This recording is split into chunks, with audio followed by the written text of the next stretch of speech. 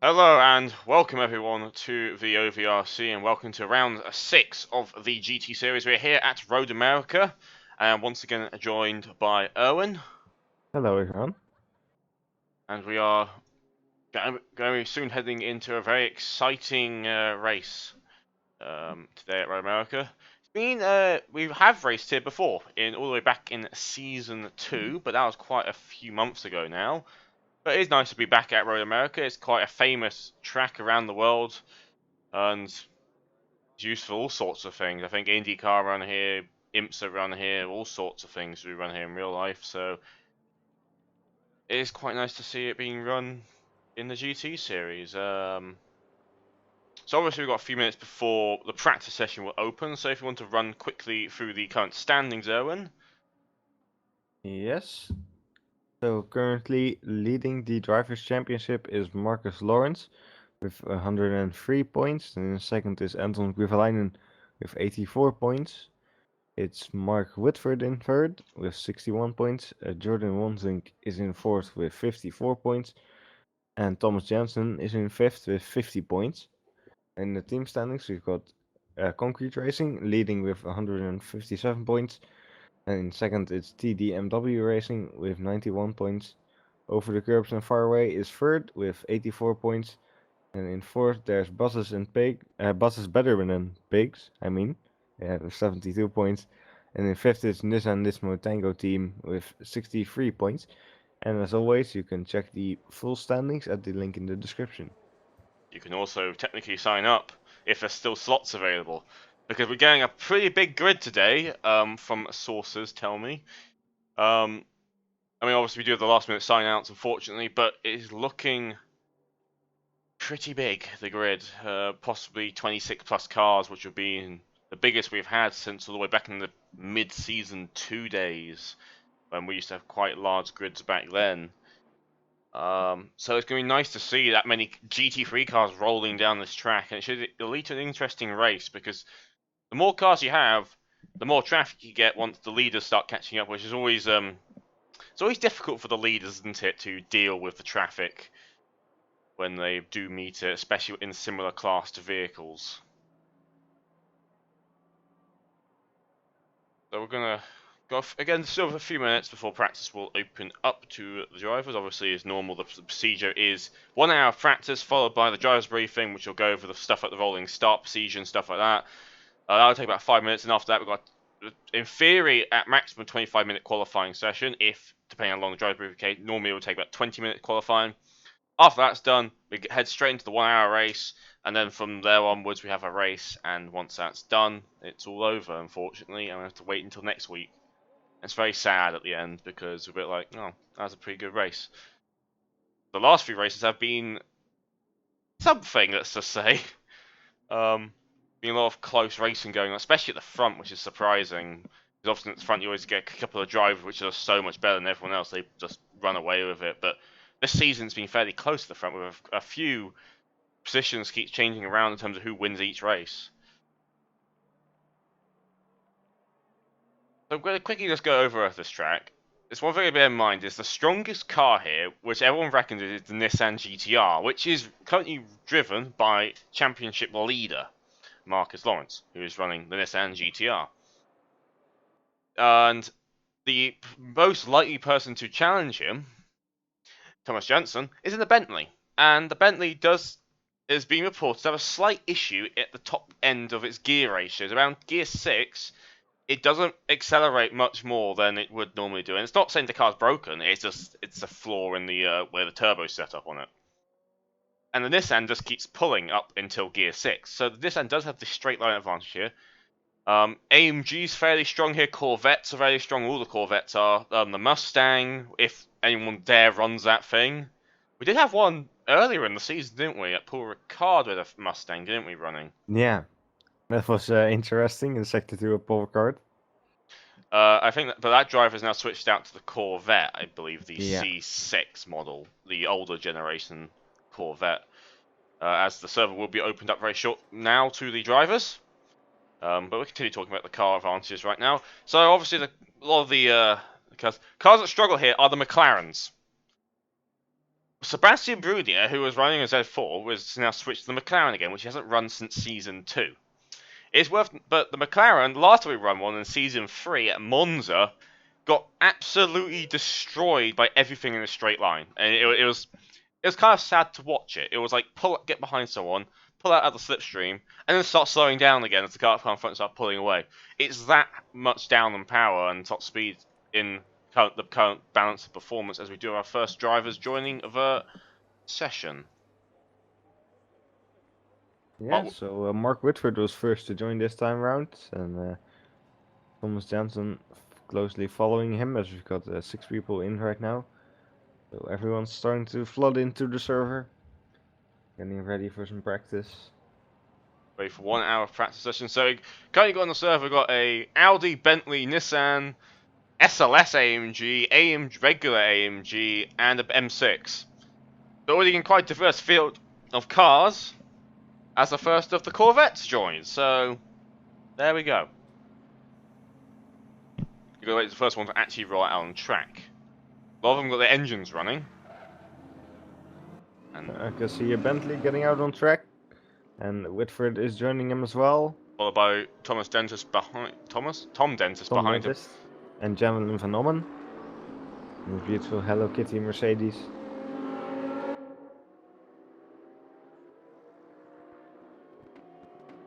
The Audis, speaking of cars with advantages and disadvantages, the Audi again there's a bit of struggle around here. It doesn't have quite the top speed to keep up with the other cars around here. It's quite interesting to see what they do. Obviously, the Audi are known to work together a bit of a team beforehand. So they might do some slipstream strategies, of course, around here, especially when it comes to qualifying, trying to get one of their drivers up the order a bit.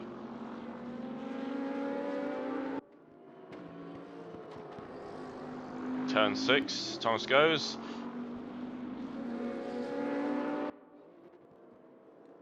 As we have one of my McLarens on the server now as well, of Stephen Higgins. So again, we got all the lot of cars already on the server. There's 14 cars on the server right now already in the less than 5 minutes of practice opening. As Thomas goes through the carousel, quite a tricky corner because it's all about balancing the car through and getting a good entry and keeping the speed up as you go through it.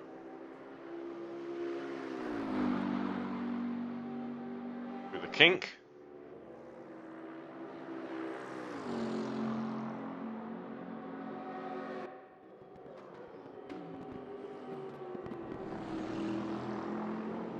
It's a bit wide. The car is a bit loose through there actually, just looking at it, but didn't lose it yet, so still going round.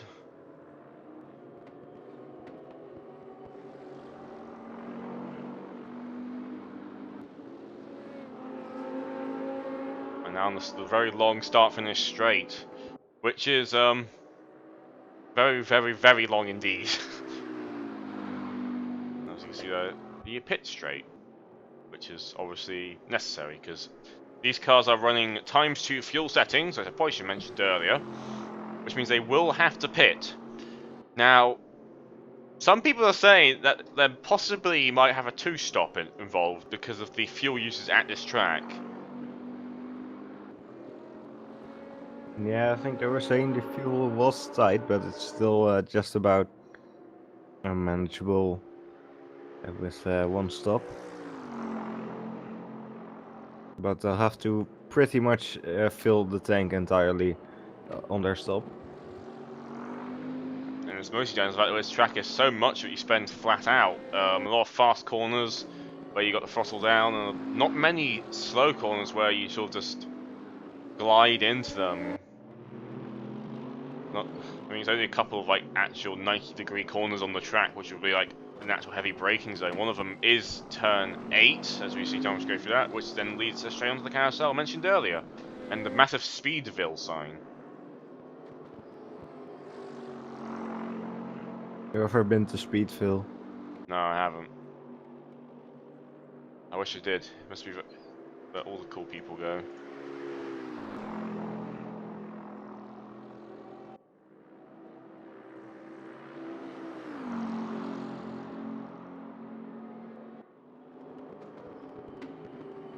Last few corners now for Thomas Jensen at the first timed lap. Let's see what he can do in that Bentley. Very wide out of turn 13 there. Loses a bit on the little ridge. Don't know if that actually counts as a lap invalidated or not. Maybe. It's been a while since I've driven here. We've actually both driven here once in racing. All the way back in Season 2 I was driving in the Z4. Right, and Thomas Jensen does set the first lap of the session with a 2:03.8. Dentist puts it 8 tenths behind, and Woodford is a second and a half off so far. Next car to be crossing the line would be Dendo in the SLS, the older form of the Mercedes. With that, I still say it every time this car comes on the broadcast, I always prefer the SLS's noise to the modern AMG. It's a slightly different tone of engine. As he'll cross the line and he'll be 4th fastest.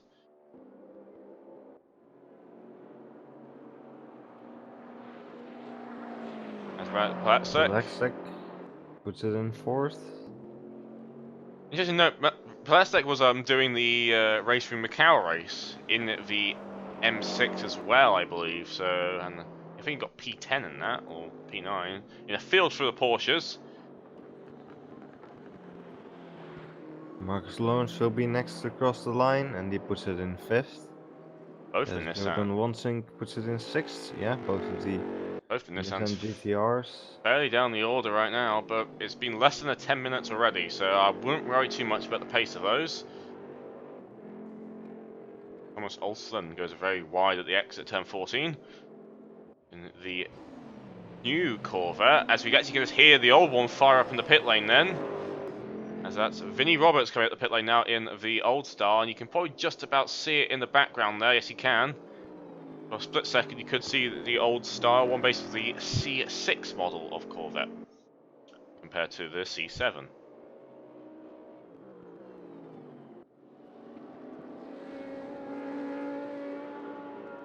So Magnus Muller Jensen puts it in 3rd.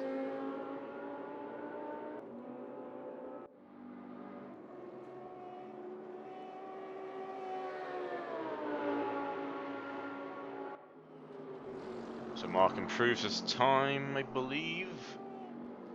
He does.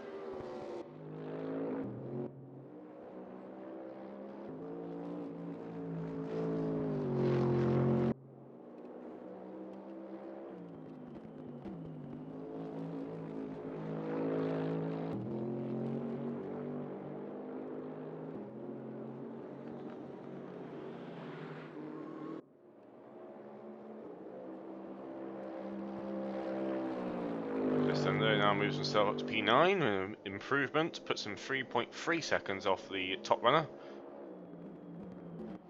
And I know for a fact that Thomas Jensen can go quicker than his current time he's set.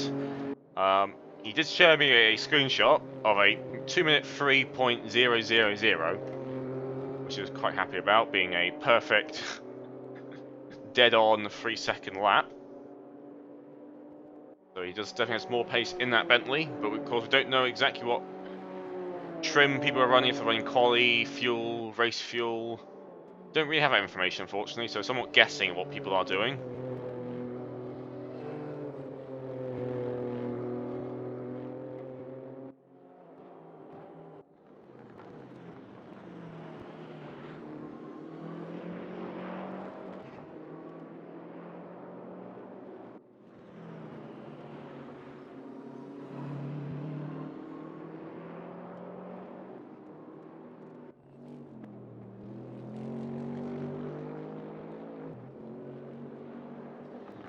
Thomas Seak will cross the line and puts himself in 3rd.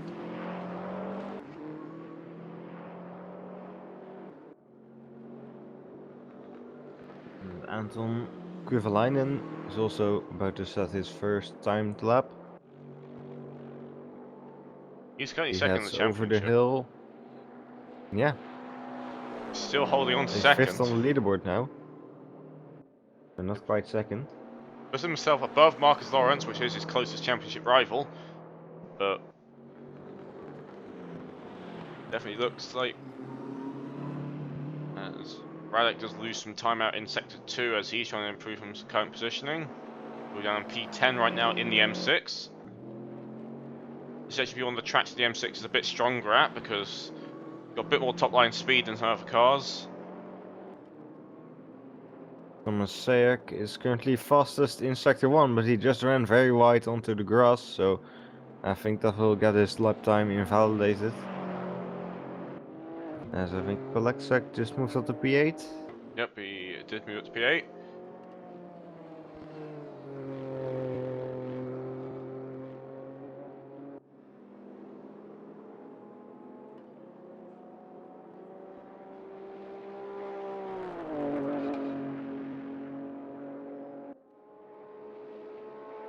Actually, Thomas Sayek's lap time did not get invalidated, it seems.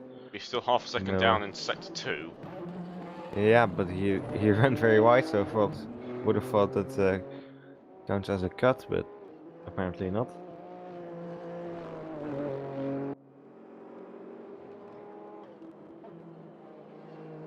Should still be able to improve on his current time though. So he currently 4th fastest.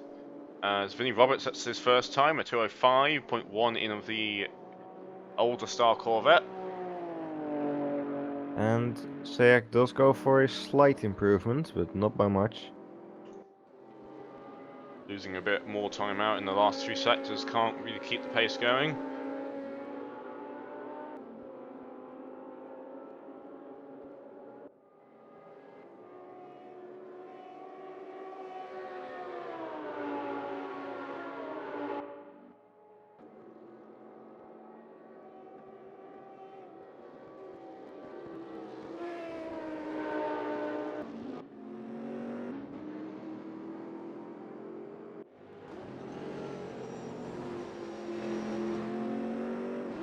Vinnie Roberts fastest in the Sector 1 right now by 0.1 of a second.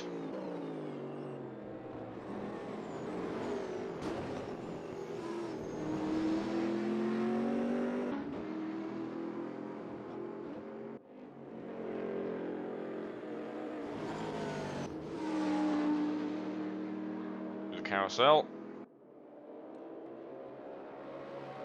Going into the King race shortly. What's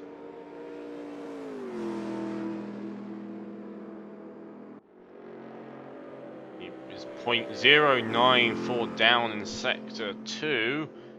This is definitely a very quick lap as he's going to be entering Canada corner.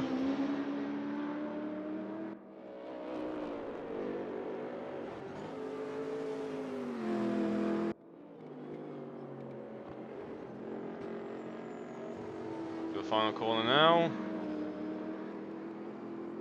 Right, runs a bit wide there at the exit 1014.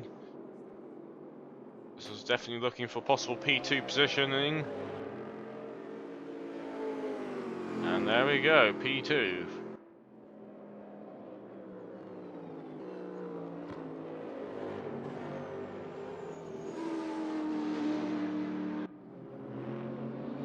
Marcus Lawrence at the moment is not far off in Sector 1.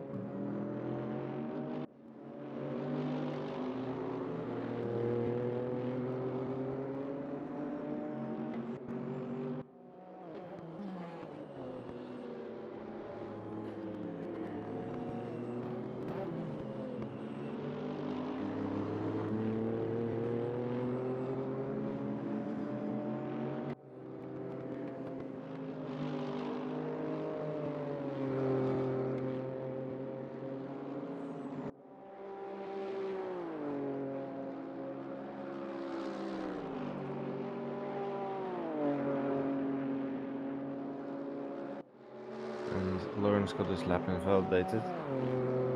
His teammate, on the other hand, is looking to improve his times as he's improving his times, but not really. Still 0.8 off the fastest time right now. He's heading for the final 3 corners.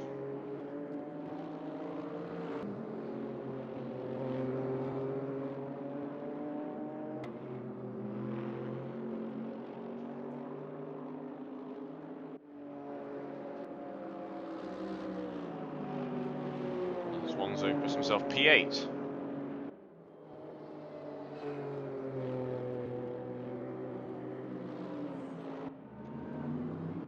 So 4 people in this server have not yet set their first lap. Those are Jan Willem van Ommen, Dracos Bipe, Pijn Hillemans and Jaroslav Hanzik. Hillemans decides to take a bit wide out turn 1, decides to hit the little bump though. There's actually a bump on the exit of turn 1 on the sand, which is not the best idea to hit. It will send your car a bit airborne. And Marcus Lorenz goes fastest in Sector 1 by only 0.001 of a second.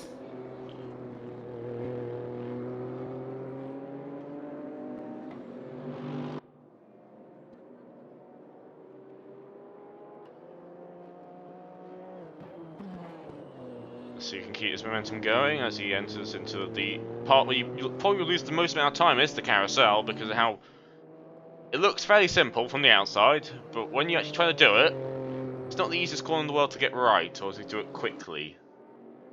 Yeah, right. You have to be very precise with your throttle and really know the right points to yeah, where you should start giving it full throttle, because you do lose a lot of time if you get it wrong. And Marcus obviously got it wrong. He has pulled off to the side. Thomas Janssen is currently improving a global sector. We'll check on him in a second. Yeah, he's improving in Sector 1 by 0.062 seconds.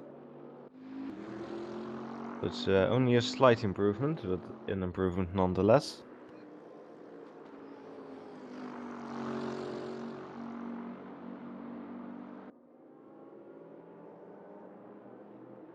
So we hit the 20 car mark now. We've got 20 vehicles on the server, and we've still got plenty of time for all the others to get on, so definitely looking like a full grid as Jensen improves in Sector 2 as well. 2 tenths faster. Definitely trying to extend that lead on Roberts.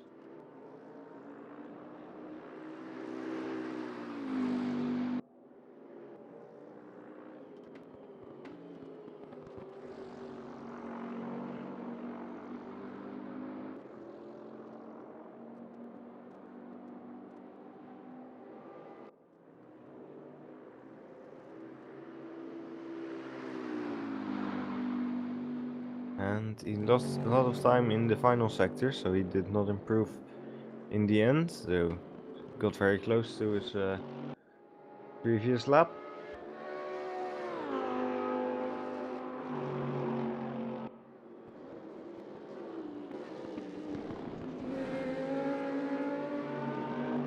Cody Vine looking to improve his current position.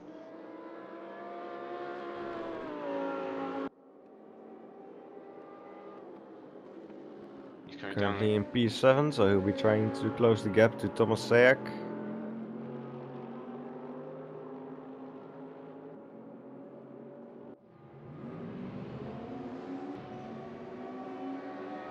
And he crosses the line, and indeed he gets past Sayak.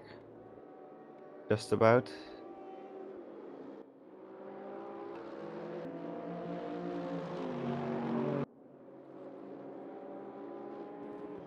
Hillemans looking to set his first timed lap right now as he's going through the final corner.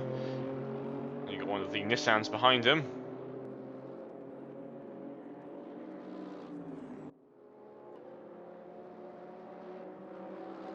And that's one sync behind him. And he puts himself P13. And one sync behind him did not improve his lap, despite improving in the first and the second sector. Thomas Jansen improves in Sector 2. He was slightly behind though in Sector 1.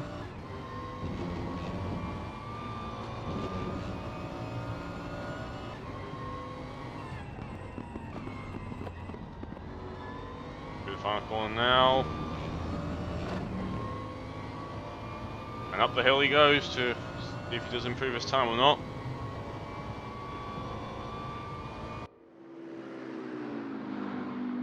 And he does. Yes, he does. Marcus Marcus Lawrence. Lawrence has gone faster in Sector 1 though, with 0.2 of a second, so that's not a small margin. Let's see if he can keep that going into Sector 2 as he goes around the carousel.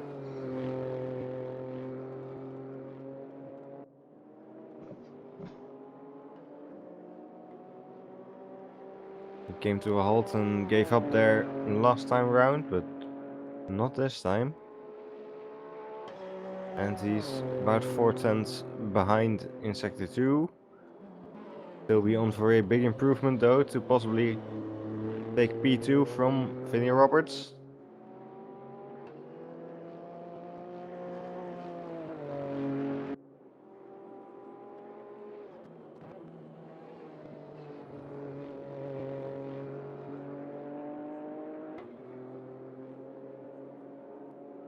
And you've got any 4 cars yet to set a lap time. Lawrence does move up to P2. Still 0.4 second off. As Thomas Siak sets a faster Sector 1 time. So you're starting to see where the Nissan seem to be improving a lot in Sector 1, which is not really surprising. Yeah. That's where we said that this end would be strong, and it's definitely going to be in that first sector.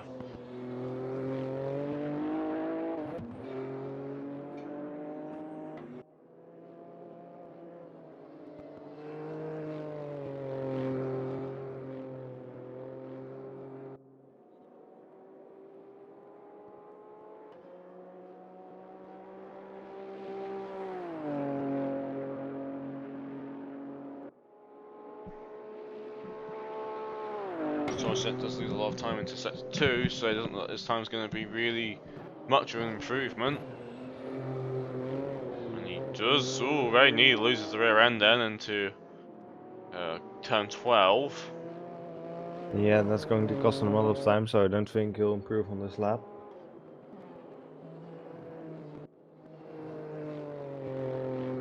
Marcus Lawrence, on the other hand, is improved in Sector 1 once again.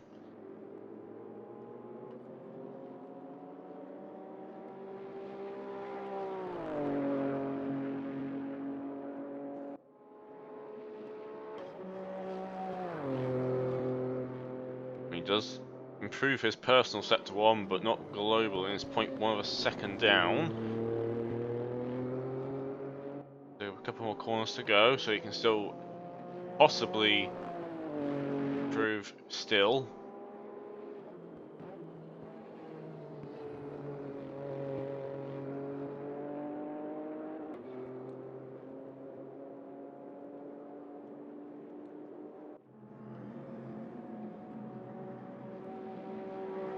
Lawrence crosses the line and he gets very close to Jensen. Less than a tenth off.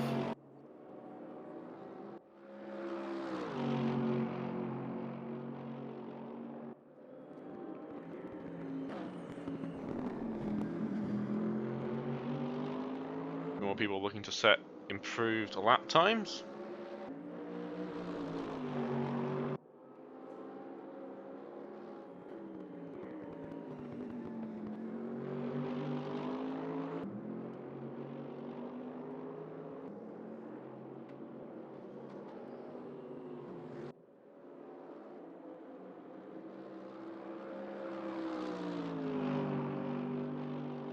Improves it to P12.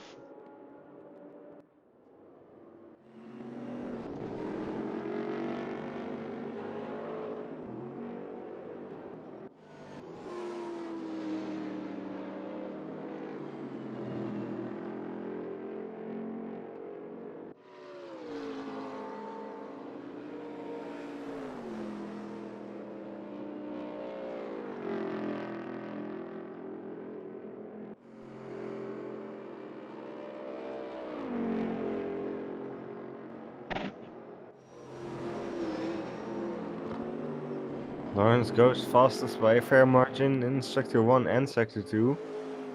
So he's definitely still trying to get that P1, and if he keeps this going, he should definitely be able to get that. Thomas Jensen also improves his global sector times as well, so He's not as fast as Lawrence in Sector 1 though.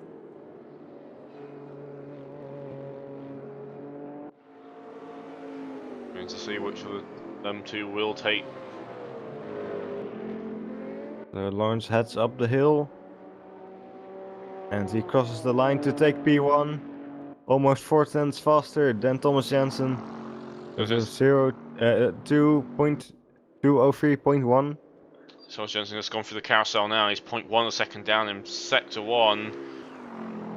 I don't know if he can improve it all in sector 2. It is where he's been faster for a long time. He loses time out in sector 2, so this lap won't be an improvement unless he can somehow find a lot of time in that final sector. And he has a big moment there, so he's definitely not going to now.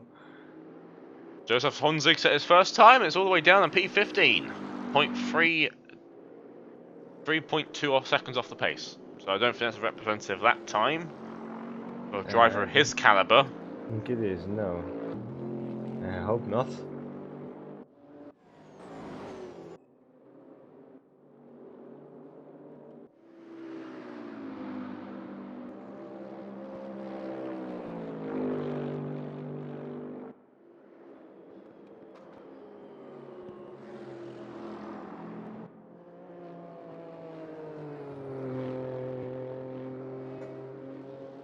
Got a few people now just setting their first, either doing an out lap or a first timed lap right now.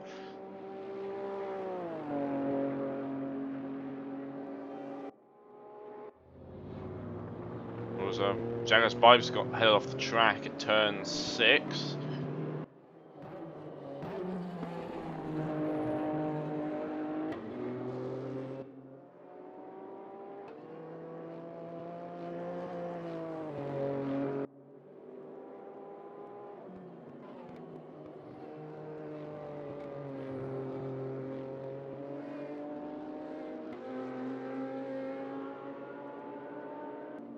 Thomas Jensen is improving his personal first sector, but it's still nowhere near the current time set by Marcus Lawrence in that first sector.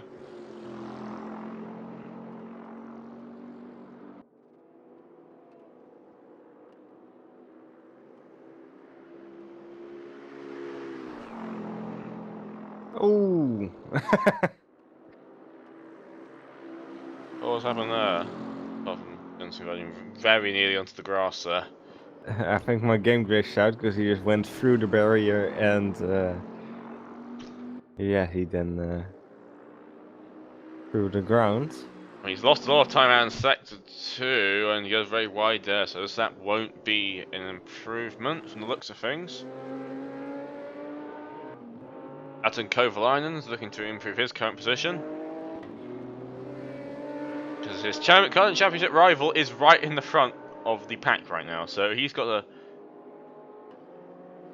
lot of work to do. Got a lot of work to do, but Kovalainen's actually earned most of his points by just running and keeping out of trouble for the most part, which is quite surprising for the Audi, which is a car known for generally not keeping out of trouble, because if you do something wrong, it will send you into a barrier somewhere. So he's doing a very good job in that car, but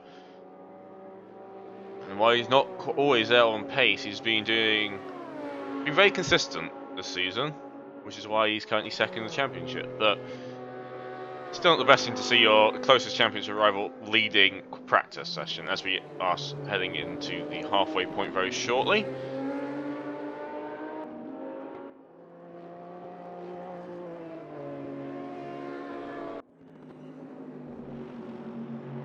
Top 5 is looking very British right now.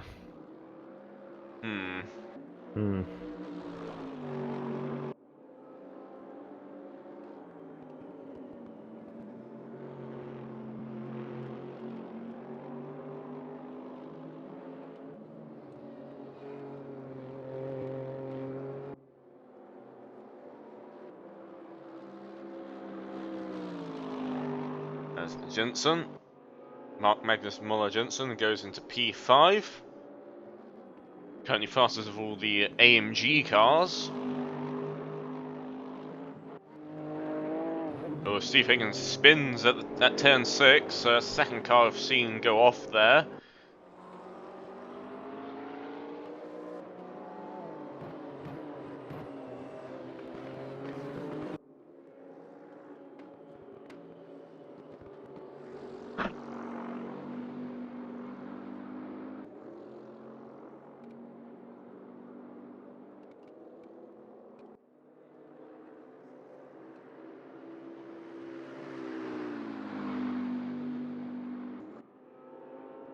Thomas Jansen is still setting laps, but not any fast ones right now.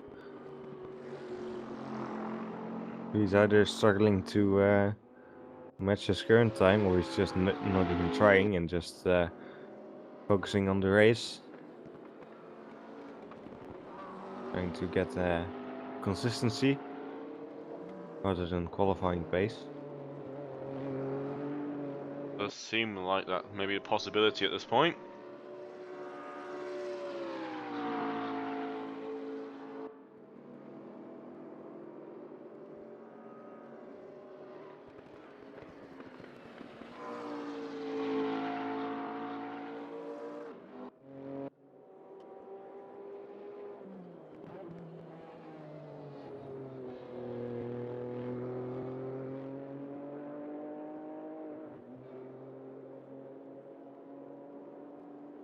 He does keep improving his own sector 1, but he's still quite far off Lawrence, and he's not been improving in the other sectors.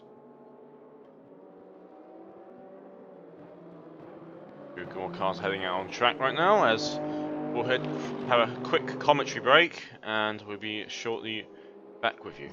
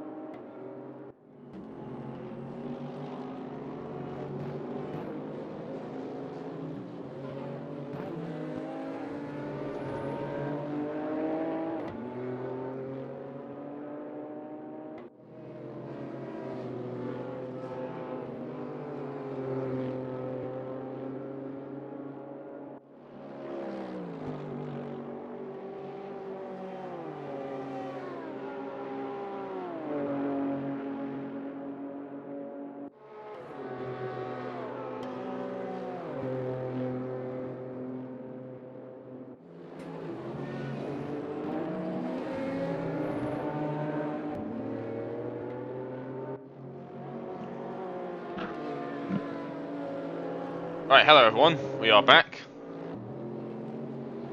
We are back once again as we have 18 minutes to go in the session. As Robertson has a bit of a moment there. Into the pit lane? Apparently he is.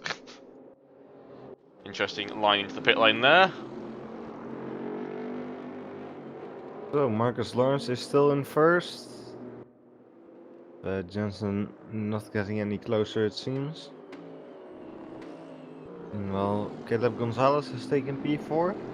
But Whitford's moved up to P3 while I've been gone in the Audi, so the fastest of the Audis right now, and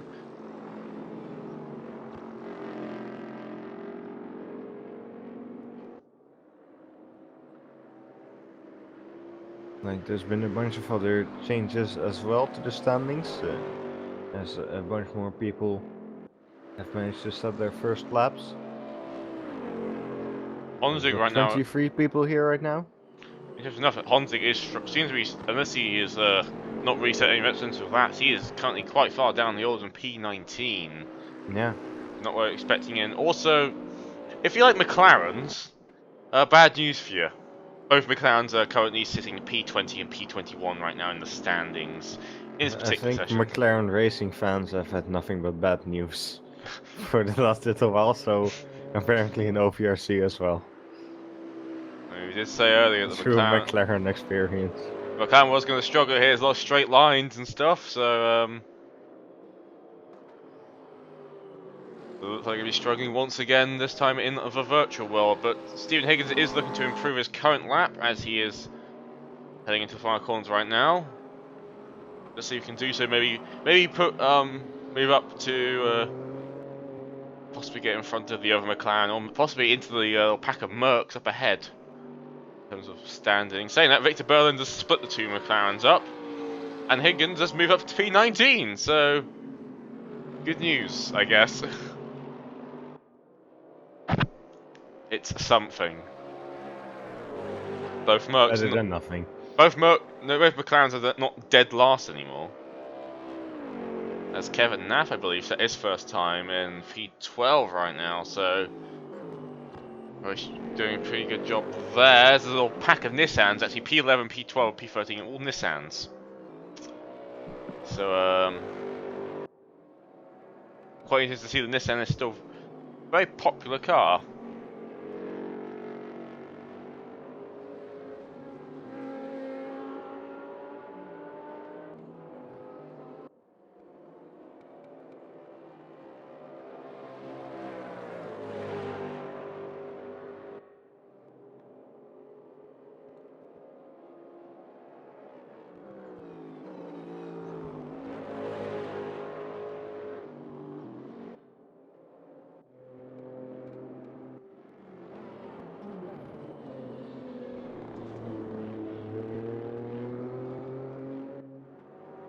So a few people are still improving their personal times right now, but nothing global has really happened since Marcus set that fast lap earlier.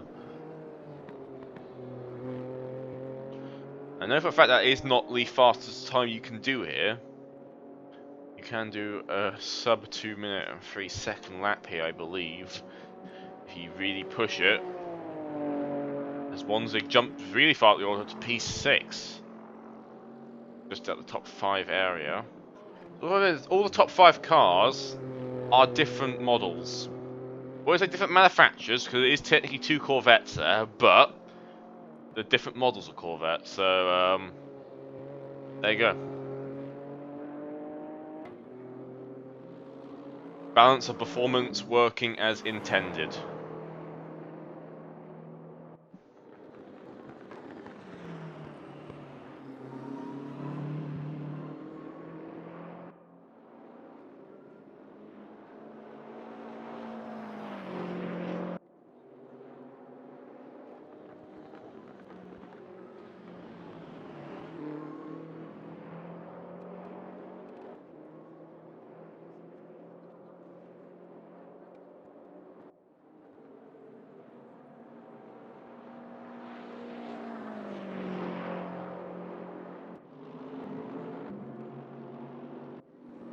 Joseph Alonso going to improve his current sitting position, as he is all the way down P21 right now, so 2.8 seconds off of the pace.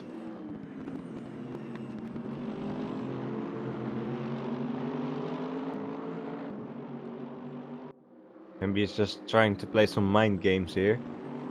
Make Jansen feel more confident. He's sandbagging, obviously, for the next race. He's playing the long game. Yeah. Fortunately, balance performance doesn't quite work like that. And we don't have ballasts in place, so we don't have a success ballast. Sometimes you wish you could do that, because it would make the racing something a bit more interesting, but we don't really have that option right now. Yet. As Honza has his lap invalidated. Car behind him, Victor Berlin, has not had his lap invalidated. He had a bit of a moment there, out of the turn 13. But the car gets a bit loose from him. So let's see what he can set, as he is currently all the way down in P23, the slowest car on track right now. And he moves up. He doesn't even move his position now, he moves his time a tiny bit. But it's not moved up the order at all. So some people are really struggling out here at Road America.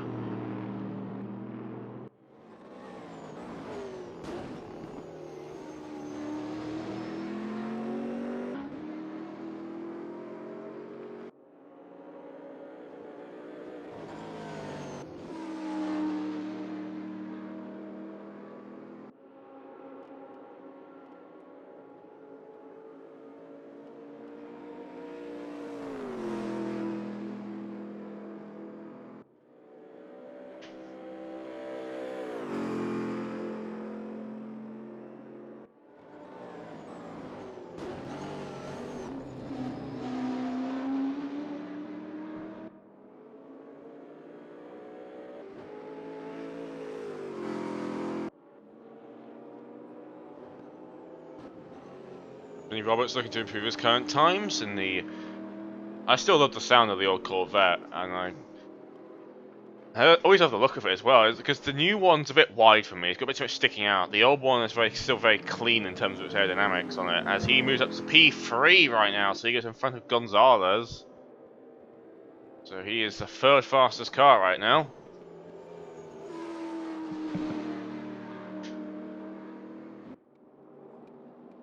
Jorgen Wolby is looking to set his first time out, as he is once again in the Mercedes AMG, his trusty Mercedes AMG, a car he's run that car a lot. Every single OVRC season he's been in, he's run that car.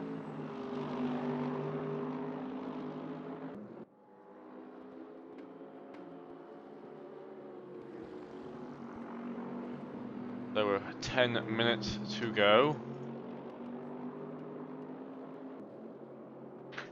in the session.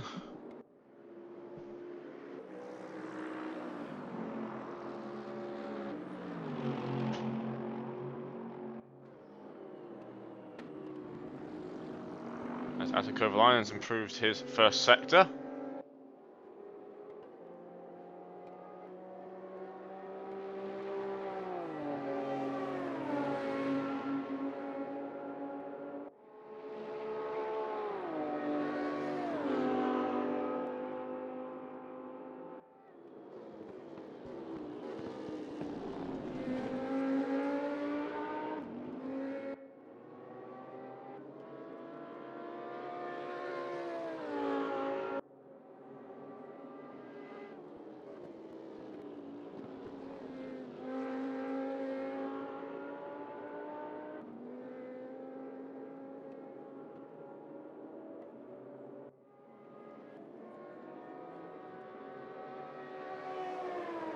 Kovalainen puts himself to P7, so he moves up the order once again.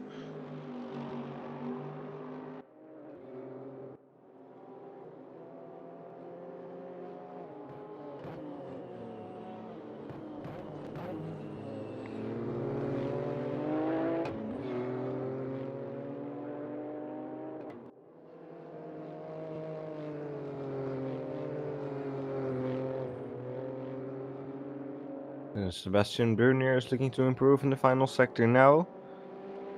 He's looking quite a bit faster than he is right now, as Jogan Welby just took 22nd position from him. So Bernier goes on the final corner and up the hill.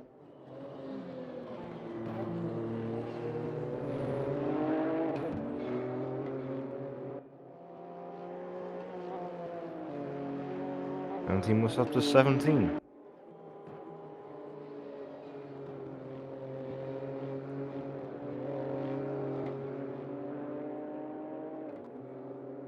Next to cross the line will be Kevin Naff, currently in P14. And he moves himself up to P13, so he gains 1 position.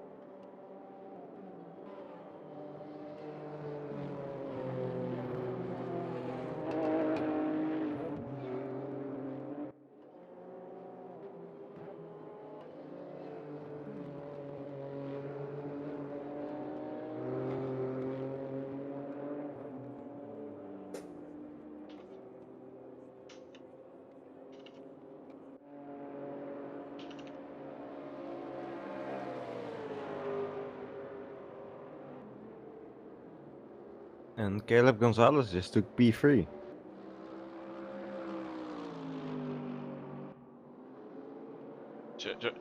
Honzig is looking to set an actual fast lap time now, as he is way quicker into Sector 1 now.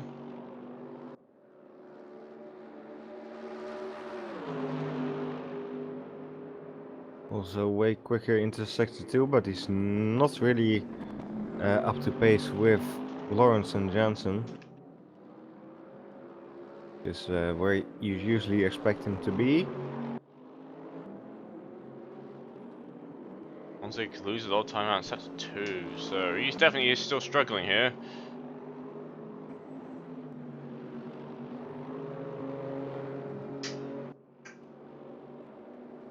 So he'll be crossing the line now and puts himself P10. So, not where you expect him to see him though. And with only 6 minutes left in practice to go, and he does head out very wide, and he didn't escape then, would have hit the barrier, so...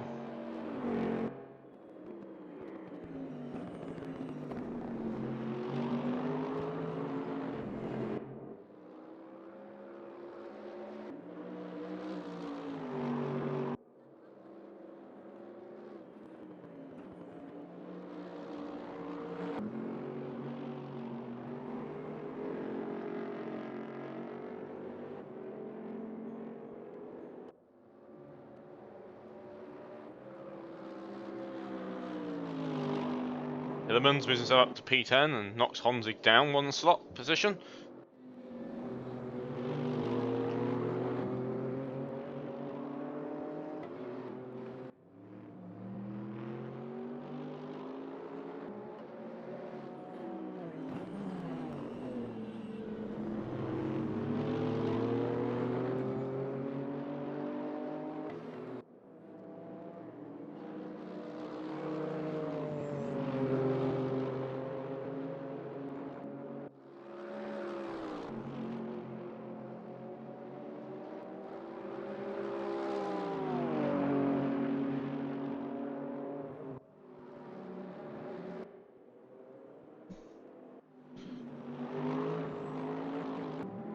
Ooh, Hillerman's has a bit of a moment there, goes a bit very wide at the exit of a turn at 6.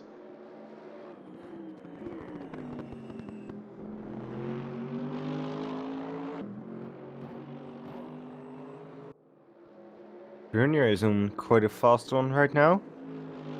So he should be able to get himself out of P18, at least if he's not made any major mistakes in the final sector now.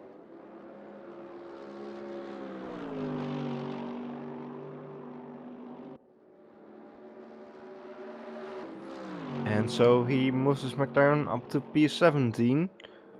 So he did, I think he did make a small mistake in the final sector, it seems. Otherwise, I think he could have been a bit higher up.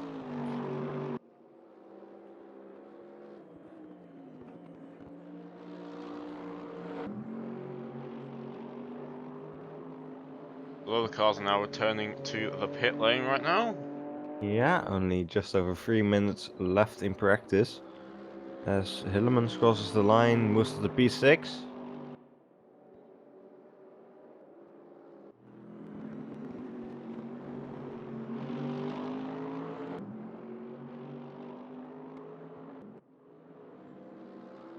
Ooh, Amazeki loses it, and he into the barrier then. Loses it at turn 7, so a bit too fast there. Runs a bit wide. You are desperately trying to find the last few seconds of Radek Plexic. Spins off in the same corner. He turns himself around.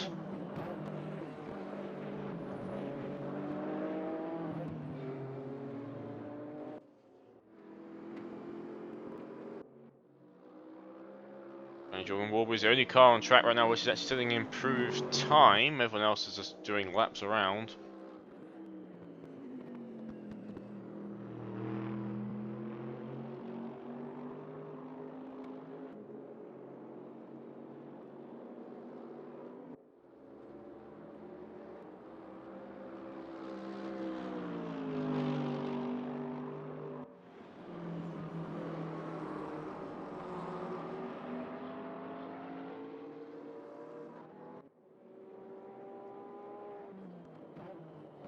So entering the closing moments of the session, and doesn't still believe that Marcus Lawrence will hold on to this P1 spot. Of course, it's only practice, so none of this will really matter later on in the race.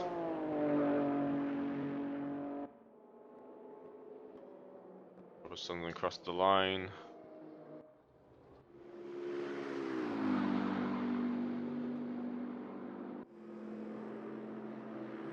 Look like the current order will be standing as you're already on a lap. You won't. Well, you already have to be basically completing your lap right now to have a chance.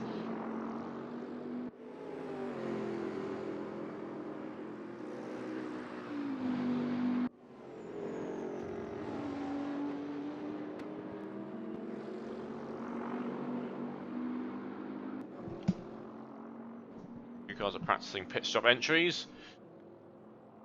It does look like this will be the final standing order, so Marcus Lawrence is currently in P1, Thomas Jensen, Caleb Gonzalez, Vinnie Roberts, Mark Whitford, Peter Himmons, Wanzig, Kovalainen, Tom Dentis, and Jensen round off the top 10 spots in this practice session.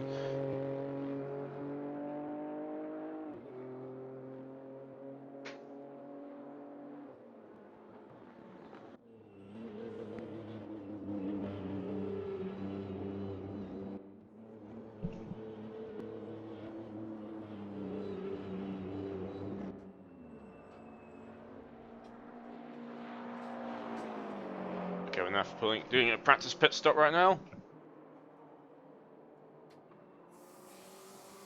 As the end of the session is now, and we're heading into the driver's briefing.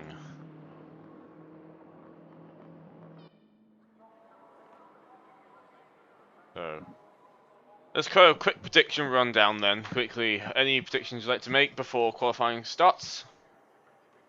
Well, of course, Marcus Lawrence did look quite far ahead in practice, but I think Jensen will still be able to pull something off. I think he, if I remember correctly, he was talking about a sub 203 lap before. So I think he does have some more pace left. And I think Honzik may yet surprise us. Of course, he was nowhere in practice, but I believe we've come to expect a lot more from him. In practice, he got to in P11 race. Yeah. So he's got a bit of work to do, about 1 second down, I believe, as well. So it'll be interesting to see how well he can do. Yeah, I think I think he might surprise us.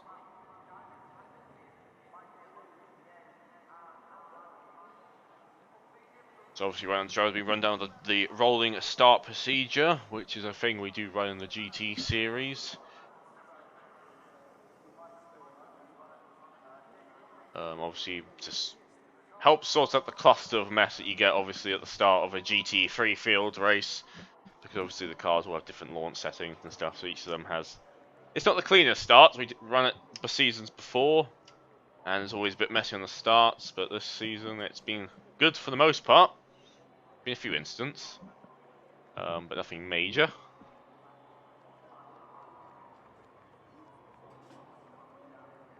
As we are going to be waiting shortly for the first cars to roll out of the pit lane. I got a strong feeling that Mark Whitford's going to be the first car out on track, by the way. He's got the front spot in the pit lane, and he's always the quickest out, so he's got a very high chance. Got a few cars firing their engines up. Yeah, you can hear them in the background.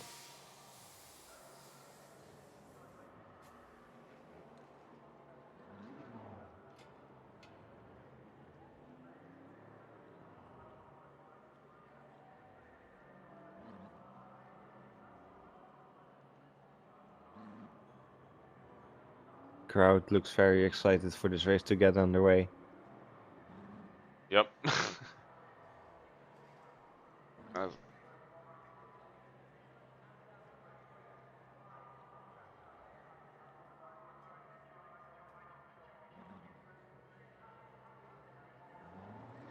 So I keep hearing the noise and think they're going to go off soon, but they're not. They're just revving their cars, waiting for them to be able to be released. I do believe the process here is pretty simple.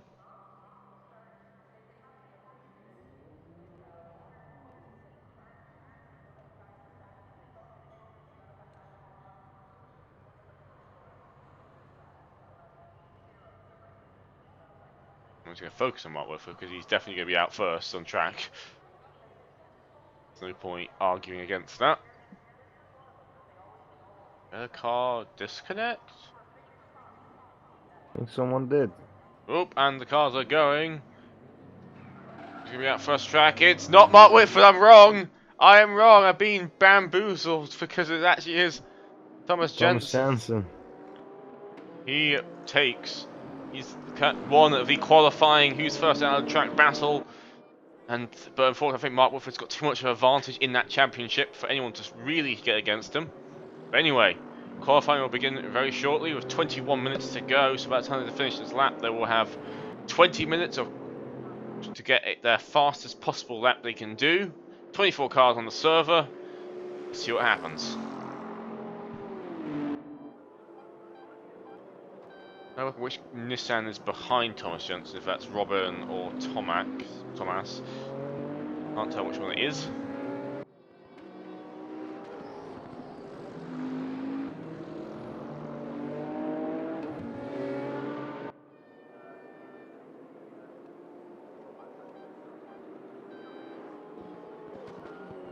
Into turn 8.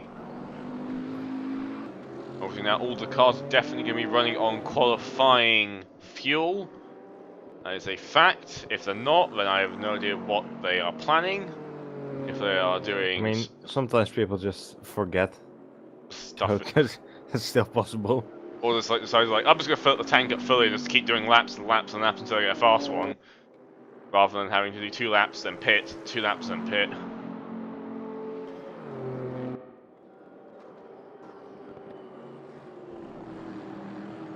Good news for Thomas Jensen is that he's going to have a lot of free air in front of him, so traffic shouldn't be an issue as all the cars bar 2 are out on track right now. Should be a fairly clean run for him. As he heads through the final corner now, needs to get a good exit here to get a good run onto the start finish straight.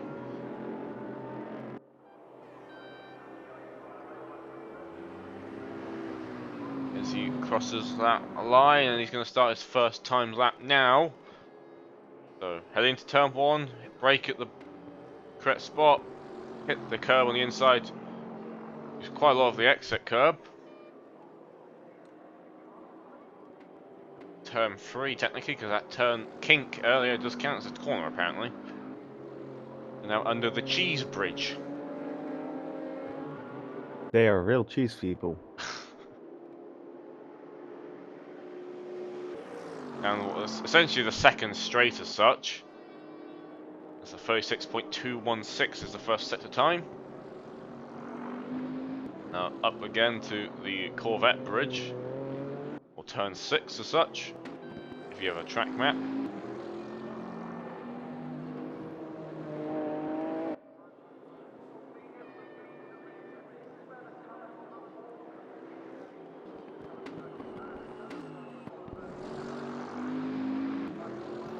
Right, under now everyone's favourite corner into the carousel, underneath the Speedville Bridge. There's lots of bridges on this track. Yeah, it's now going underneath the Continental Bridge. Please no right rear punctures. I know it's been a year since Daytona 24 and we can still make Continental jokes. High quality broadcast, everyone. Yeah. Right. Luckily for Thomas, he has Pirellis. Yes, he does. He has his trusty Pirelli P0 as he goes through Canada corner. Canada does not have a bridge, apparently. That's very unfortunate. As he now heads through the final corner. This is all the runoff he can get away with. Up he goes. Under another bridge. The Henry Bridge.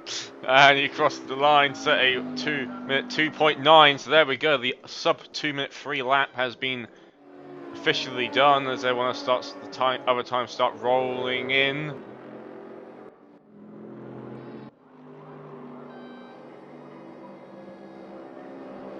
And Marcus Lawrence is not really up there with Thomas Jensen so far. He's 7/10 slower in Sector 2.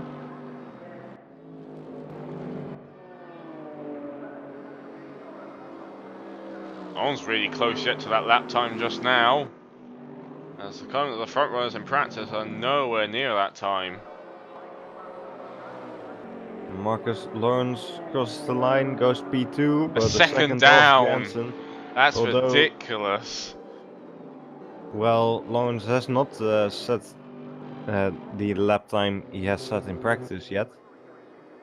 So he's definitely still got some time to gain. Someone standing still on track is Tom Dentist.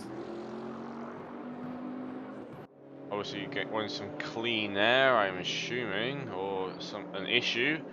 And remember, he had an issue last race with his pedals, so hopefully that's not happened again. And he does look like he's No, he's still setting off again. He's still static there. He's right Just at moved for a turn little bit, 2. Don't know what's going on. He's going now. I guess he was just waiting for everyone to pass then. Seems to be going now, so there's no technical issues going on there. Thomas Jensen is every 5 corners. This what he does not improve his sector 2 time as he aborts this and goes in the pit entry for some pit stop practice.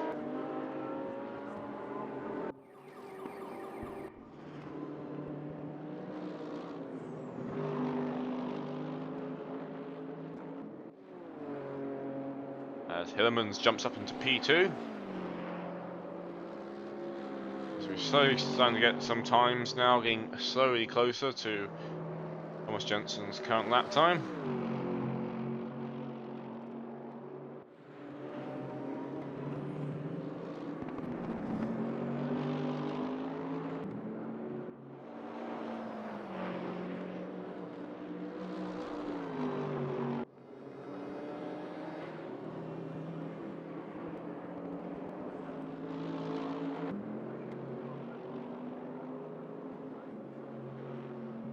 Marcus Lawrence now heads to P2 as well. We're 2:03.6.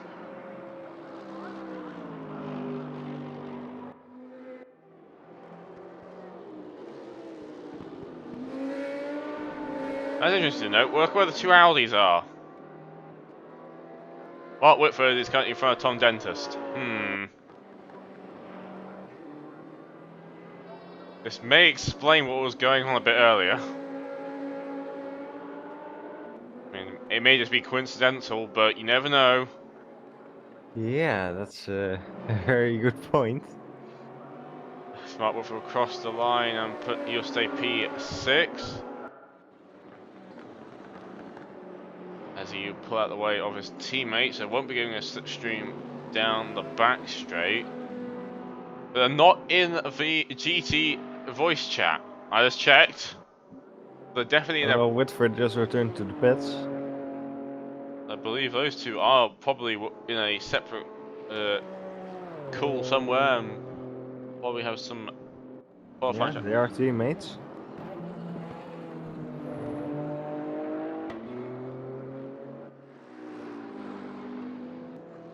I believe the Audi is not known for having great top speed. So, yeah, it could make sense to try something involving some slipstreaming on the straights.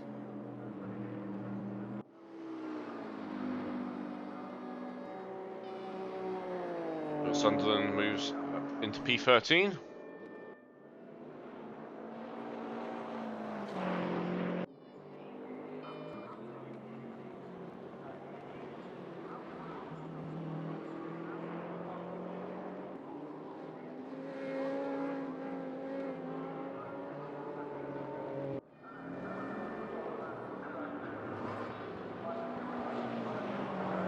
Interesting enough, it's Gonzalez currently who's closest to Jansen's time.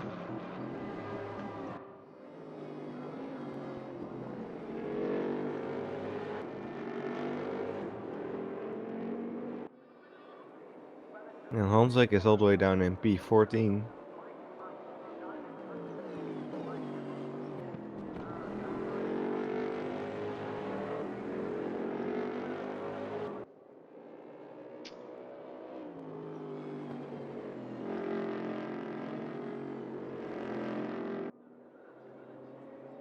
Tom Denter sets his first time. He goes P5. He's faster than his teammates, surprisingly, despite that in no slipstream. So maybe it was just coincidence, but you never know. Sometimes, I mean, I think about what was it, Paul Ricard, where Tom Jensen and his teammate used slipstream tactics to try and help gain an advantage a bit.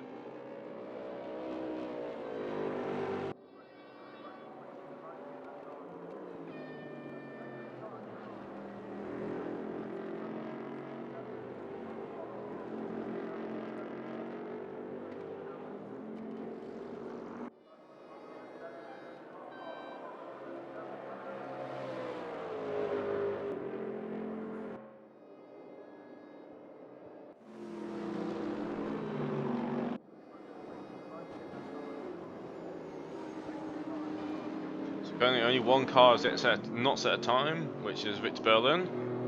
All other cars have set time with 10 minutes left to go in the session.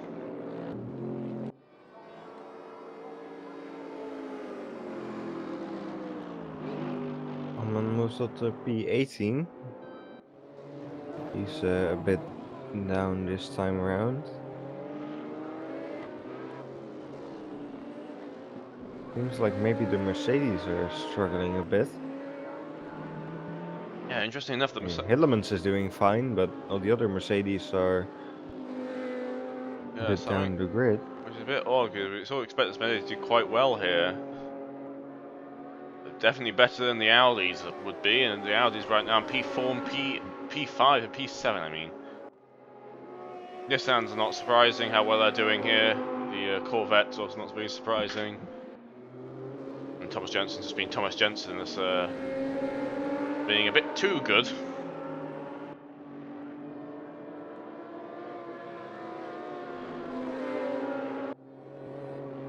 As both the Audis are together again. Interesting. Let's see what happens this time around. As they're definitely closer, which the slipstream will be affecting the car behind now. Yeah, Whitford is on a timed lap. So let's see what he does. He does improve. No. He does improve, yes, he does. He moves to P5, his teammate does put the way. They're looking at using slipstream on the back, the start-finish straight, which is interesting to say the least. Yeah, so maybe they're going to try it the other way around this time.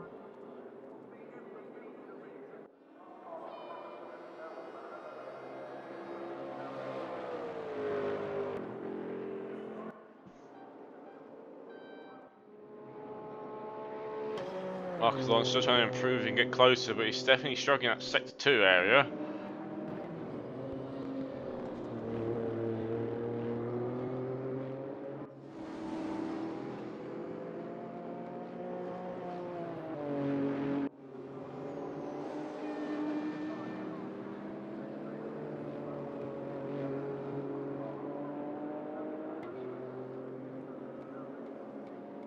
Yeah, Lawrence not really able to keep up with Jensen so far.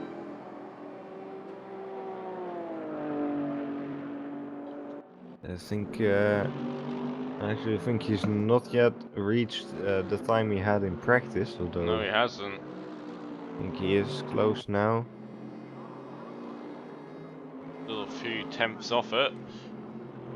Honzig's still somewhat struggling down in P13. He's looking to improve his current lap time, which might put him up the order quite a bit, but still definitely nowhere near the top 3. There's a P4 though. Yeah, still 3 tenths lower than Lawrence.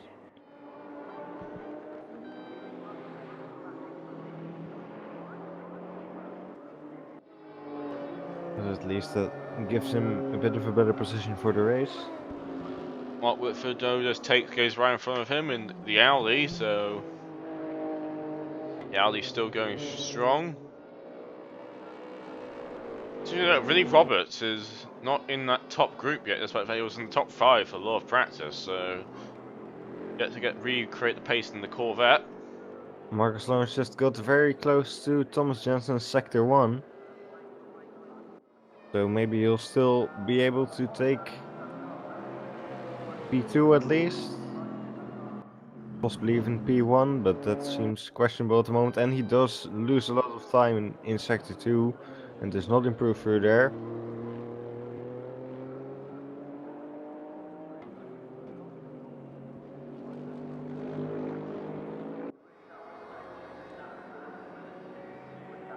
And Lawrence is back in the pits. And straight back to the track. Not long left in qualifying now, so if you still want to get a lap in, you're gonna have to do it quickly.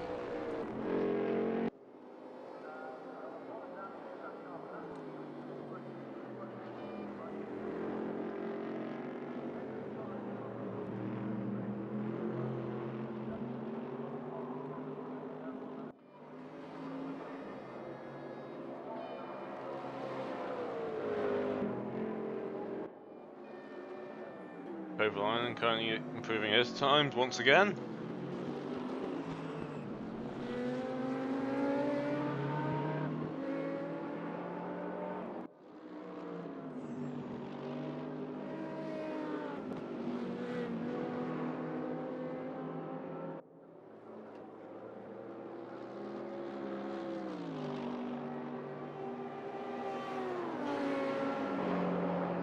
So 5 minutes gone. Honzig has actually moved up to P5 now, which we didn't notice, so...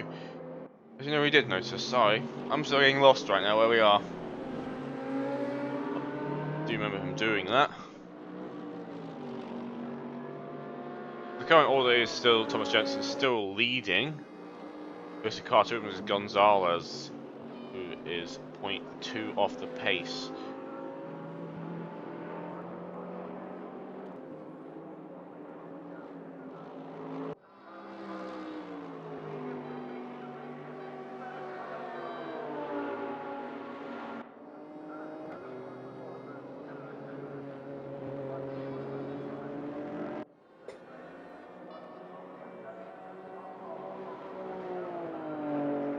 Honzig moves up to P9.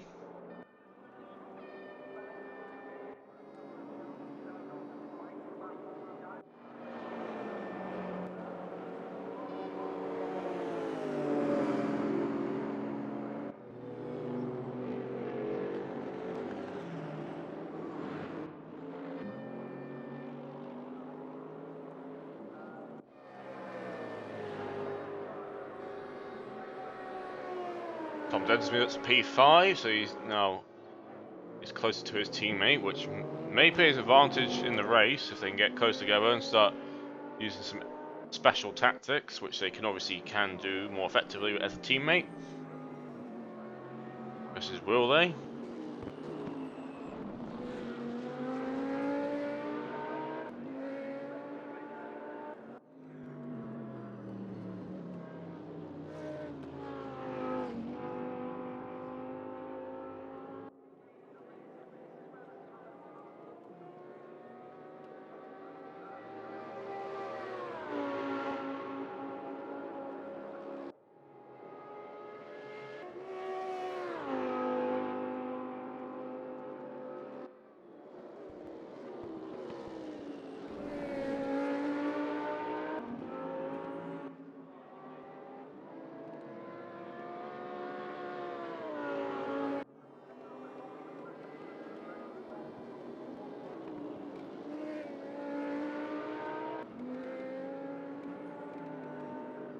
We're entering the closing moments of this qualifying session. It does seem that Thomas Jensen will take pole. It doesn't look like anyone's going to really be able to challenge him at all.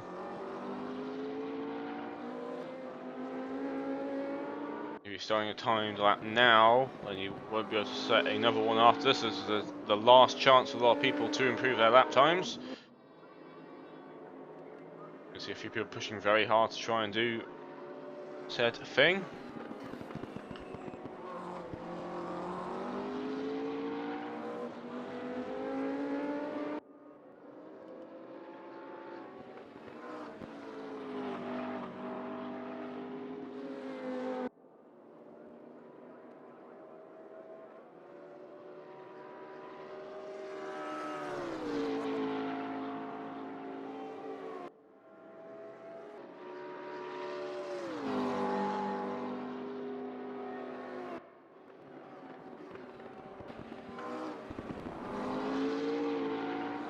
Saying that though, Marcus Lawrence is global fastest, so is Thomas Jensen. Those two get fastest global sectors, but is enough time to really make the laps happen? Not quite sure. Yeah, I'm not sure either. It'll be very close for Marcus Lawrence. Well, Jensen is about to finish his lap and he goes back into the pits. It's obviously not So fast. actually he won't finish that lap. I don't think Lawrence has got this. I don't think he has. I don't think so either, unless he's very fast. Unless he does a 201 or something. He's up on his personal best in sector 2. Got 30 seconds to do the last 3 corners, so he's got to be very, very, very quick right now. This is going to be close. This is going to be very close indeed. He's going to go for one final corner now. Don't think he's going to do it. No, he's not. It's going to be really unfortunate for him. 1 second. Unfortunately, yeah, he does. And there is the end of qualifying. There's your result. Thomas Jensen does take pole. Gonzalez gets very close though towards the last moments there. And we will now soon be heading into the race.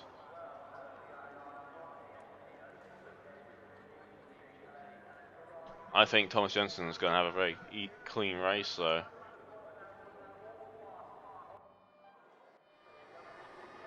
I think it depends if the qualifying pace is representative of the race pace relative to the guys around him. I think we are going to get an interesting battle between Marcus Lawrence and Caleb Gonzalez. As well, Marcus did get very close on that last lap, which he unfortunately wasn't able to finish. I want to see the Audis lining up on the second and third row, and Honzig's struggling as well. So the rolling start will begin shortly.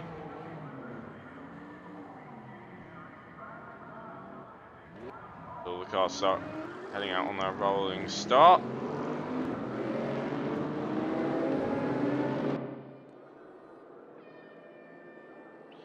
I can't quite remember where the pit limiter zone is, so I'm going to quickly check that now.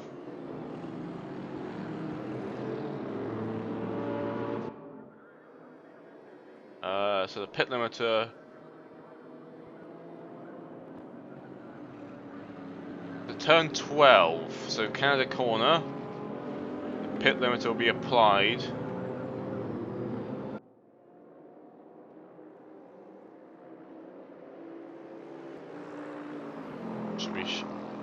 They've got still quite a lot of the lap to go. Thomas Jensen is doing a very quick out lap, it seems, so while everyone else behind him is somewhat got a few gaps coming up.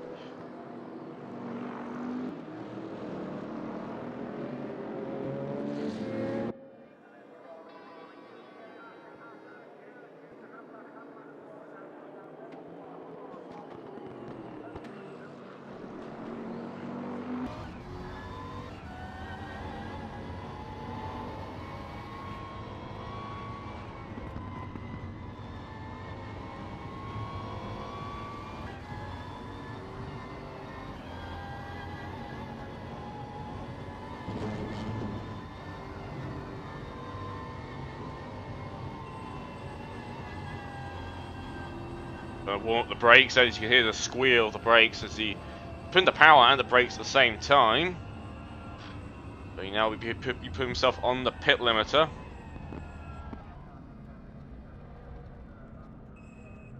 The rest of the field will be starting to catch up behind him. Or they will be. Everyone's been very slow on the outlap. Might be an issue.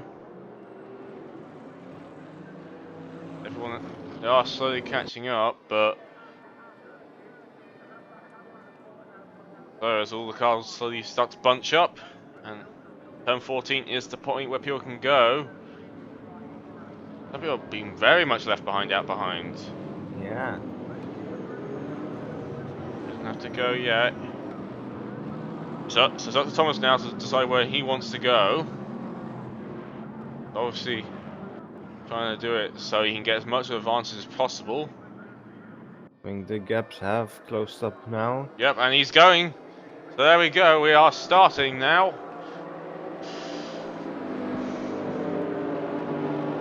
And Marcus Lawrence immediately getting very close and goes side by side with Caleb Gonzalez. This is exactly what Thomas will be wanting, but he has to drop back for now, and Gonzalez does get out.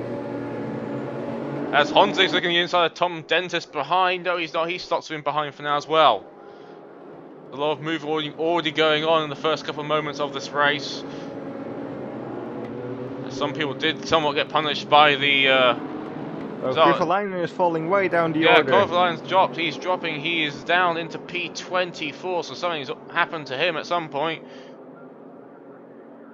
Didn't quite see what happened there. As a big gaggle of cars all behind Dragos Bibe right now.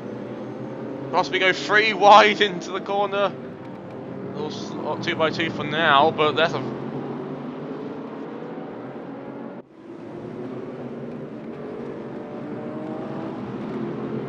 There's a lot of cars going to go through a very small bit of track right now. As Thomas Jensen has made somewhat a bit of a getaway at the front.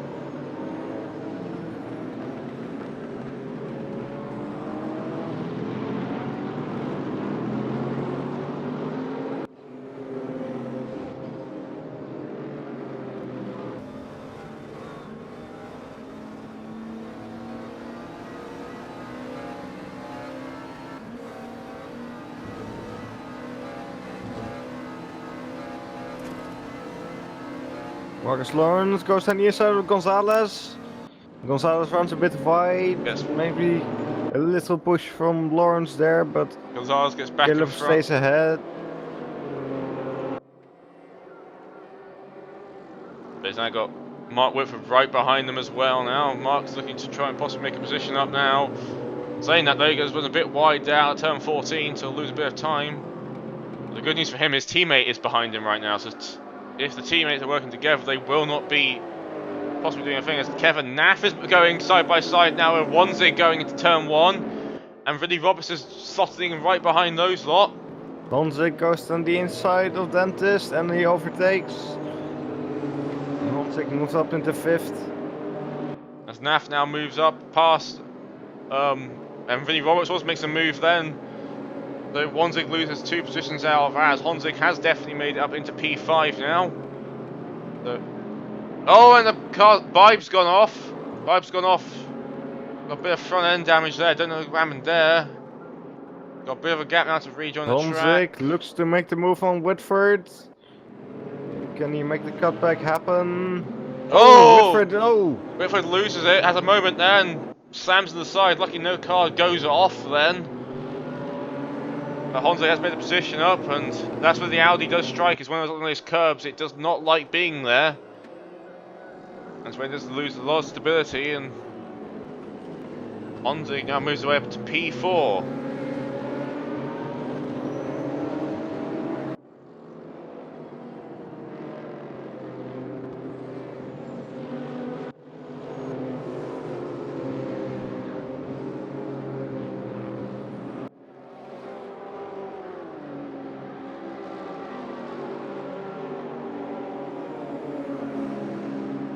The top 3 have somewhat made a break away from the cars behind, and there's another sort of bit of a break now, but all the cars are still very close together right now. Oh, and we have a Naff's in the barrier at Canada Corner. The Naff has now gone off as well. Very early instant for him as well. He's going to lose a bunch of positions out of that. He drops into P18. The Naff's already lost a position. Well, already lost positions out of that. Don't really know what happened there, but Victor Berlin is looking to go up the inside of Magnus Jansen.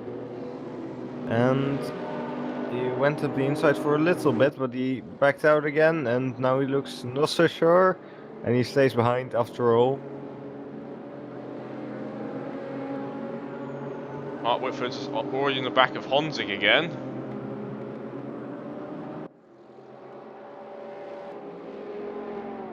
They're definitely looking like he's got a bit more pace left in him in this race.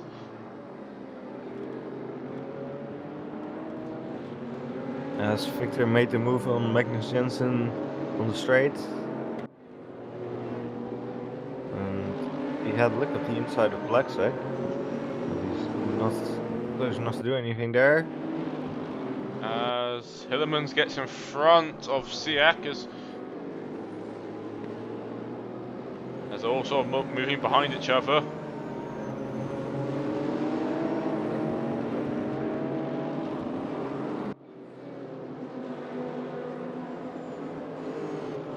Oh, and so down the inside of the carousel, and so taking the position back off Hillemans, and possibly also allow Wanzig to move through as well. Yes, it does.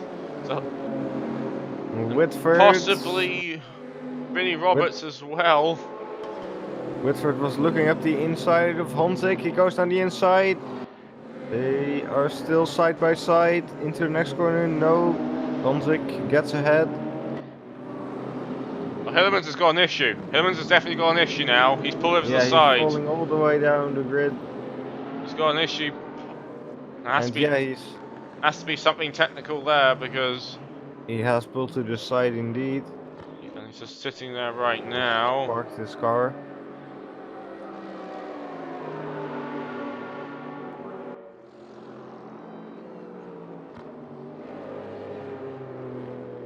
Well, we're still. And yeah, Hillemans is getting back on track, so whatever the issue is has been solved. Side-by-side action between the McLaren and the M6, the two of the more underrepresented cars in the series right now, having a bit of a brawl. Sebastian Bruni on the outside, going to have to hold back for now. And Berlin's going to possibly try to make a move out of this as well, as he's now alongside the McLaren. And he's past the McLaren, so you can just see how much the McLaren struggles here, but he's going to be right back in that slipstream once again. Very similar color schemes on those cars, but of course they are not at all the same car to drive. One's obviously mid-engine, one's front-engined. As Sebastian goes very slowly there and possibly loses the position to Magnus. Yeah, Magnus Jensen And this gets little... past, and possibly Omen as well. No, it No, doesn't. Omen stays Sebastian behind. keeps the position just for now, but this little gaggle of cars in the mid-pack is so close. If you make one little mistake, you lose a ton of positions. Of course, and maybe Whitford will try to move on Honzik again. Oh, So let's see what happens here. He does look to the inside. And he is going to try this again. No, he no. won't. He backs Oh, out. and But it's... oh, he gets hit by Dom Dentist. The two Audis hit each other. Two teammates. And Whitford ends up behind Roberts. And And Tom Dentist... Dentist has retired. And now Wolby's round the back of Mark Whitford.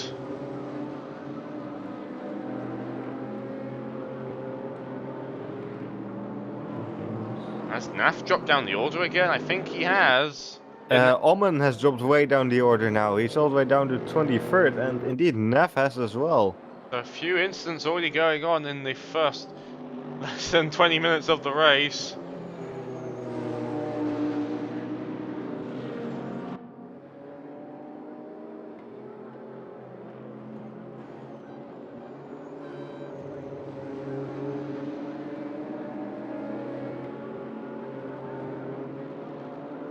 The order's somewhat being shuffled around right now as Thomas Siek is now on the back of Honzig. Honzig got a bit of breathing room now as both his cars that were chasing him have dropped down the order.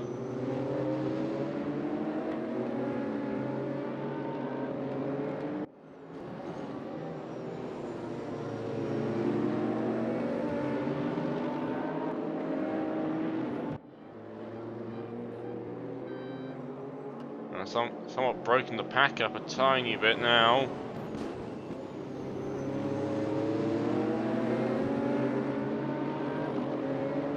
Oh, and Vinny loses it. Yes, he does.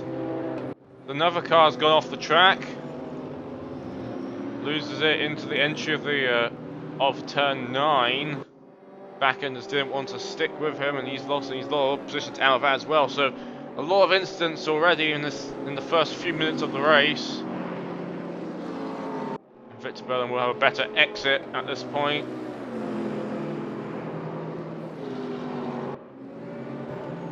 With a defensive line on the inside. Look like he'll be able to keep the position just for now, but Victor's going to keep his nose there. As they're going to keep going side by side now. One of them's going to have to back down at some point. Oh, and Mark is in the barrier at turn 14. The disastrous race for the Audis right now as Whitford all the way down to P18 now. Koval Ironstone's comeback driver is back into P15, but he's still way off the position where he wants to be. Whitford has some big front end damage you can see on him right now. Of course, that's what happens if you smash the barrier. He's not going to be very... That's not going to help him in the slightest. I'll be very happy about that, because obviously he changed from the Porsche to the Audi because of... to have a teammate, but now it seems his teammate is having more issues.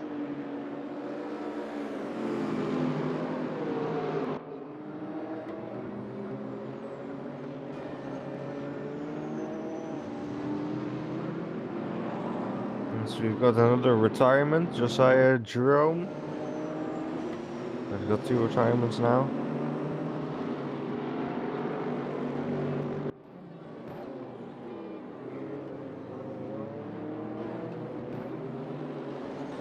The quarter of the race has been passed.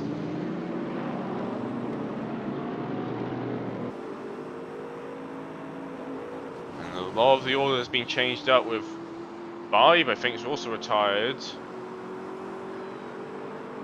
Yeah, and Vibe is also retired, yes. We have 3 retirements already. Nath has dropped down the order. Hillemans has dropped down the order. Amun's dropped down the order. Mark Whitford's dropped down the order. There's been a lot of incidents already in this race. There's fighting between Victor Berlin and Radek Polexek. Radek gets a bit squirrely and goes side by side with Victor. And very tight through there. Oh, but Victor managed to hold his. I think Radek had a bit of loss of traction there. Which has allowed Vinnie Roberts to someone make a little gap away from them now. Meanwhile, Jordan Wansink is slipstreaming Thomas Sayek on the main straight. And he slots back in behind Sayek. Also, Jensen's possibly making a move on Sebastian Brunez. He's going side into turn 1, but has to hold back for now.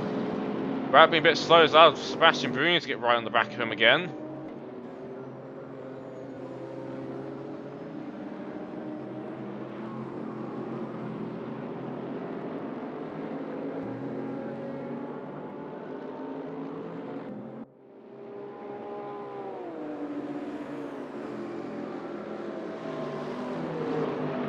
Looks like Jensen will be making a move again on Sebastian into the turn 5.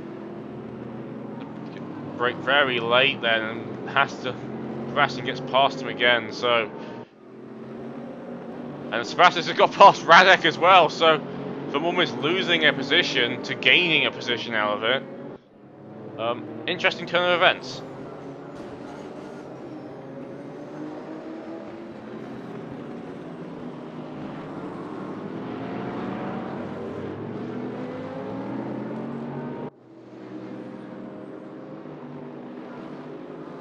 Wansink is on the back of Thomas Sayek still for P5. They've got Jordan Walby coming up behind them as well. As Wansink moves on the inside and just about gets past, as I think both had a bit of oversteer through there.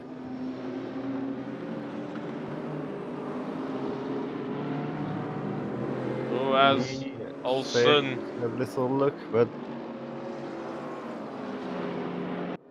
so an interesting three-way battle for 5th developing right now.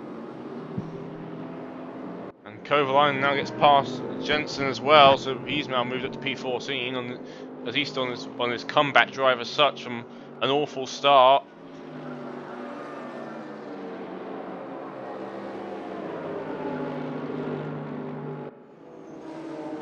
As Radek Piazza making a move on Sebastian possibly.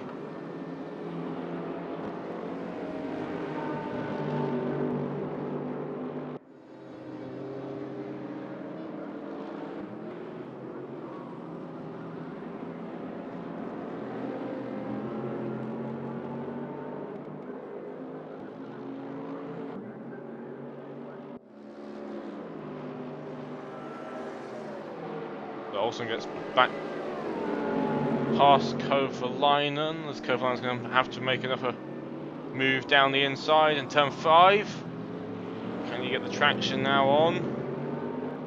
And looks like he does make the move as just Endo makes the move now past Jensen in the SLS. The SLS moving up the field a bit.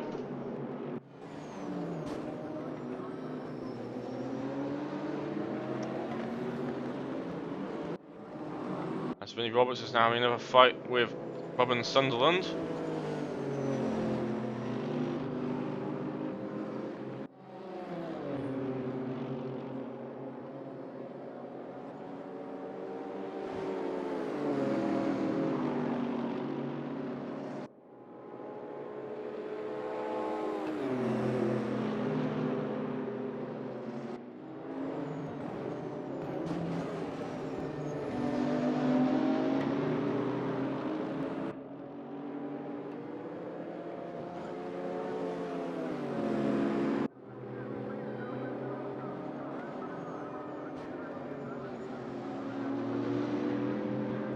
Oh, Roberts has lost it.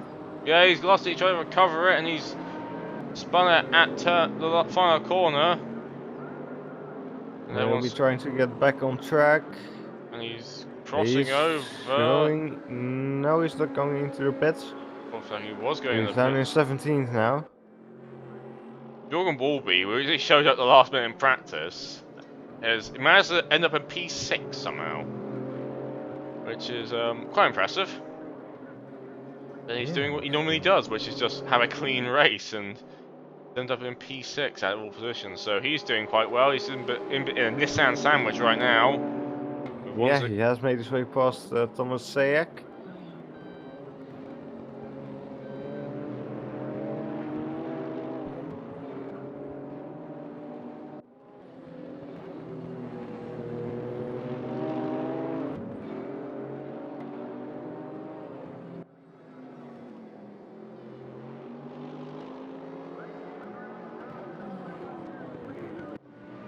More action going down for the.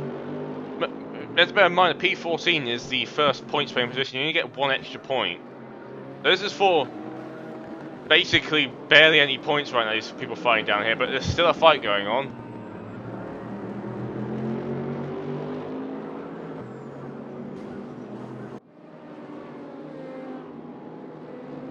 Thomas Sajak will be trying to get his position back from Wolby. As they go side by side, and Sajak is just about ahead now. He's made the move before. And he has made the move. Yeah, he's made the move up before. To P6.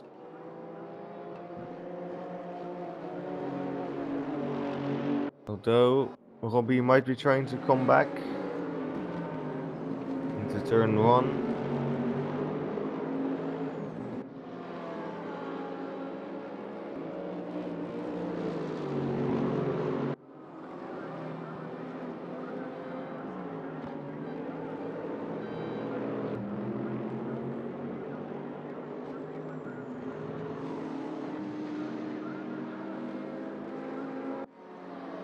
And as Radek is up the inside of Brunier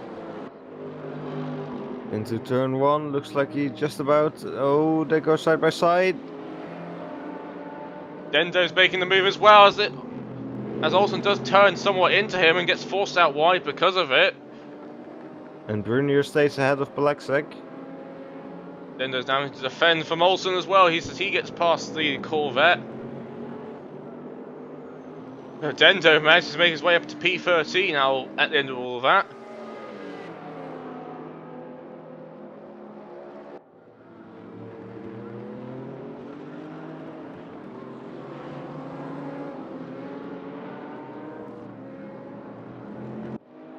Now Anton Kyvalainen goes to the inside of Polaczek. Yep, he's coming at the move now as well.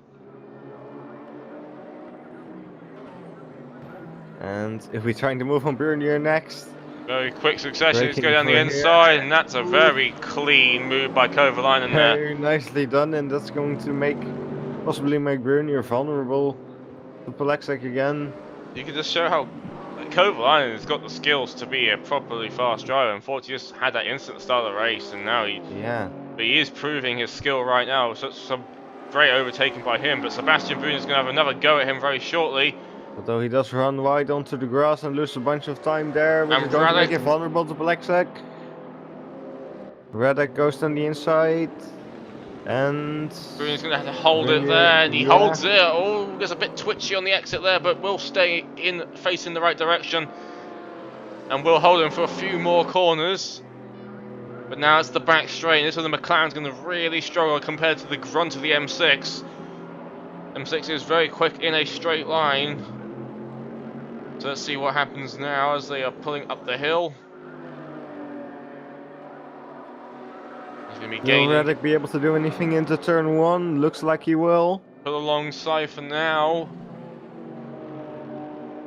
And Sebastian will keep going and hold him off, and Radek has to pull out somewhat of that just because Sebastian he's just dedicating his car saying, I'm going to hold this line through all these corners and not let Radek pass, and he will hold the position for a few more laps, it does seem. Once again now we're back straight again, and this is helping Kovalainen slowly get away from these lot. Meanwhile, Wolby, Sajak and Wanzig are still all together as Wolby has been passed now. So Sajak is now regained P6 as... Oh! Someone was Robert facing Sutherland. the wrong way, robbing Sutherland. something's happened to him, and he has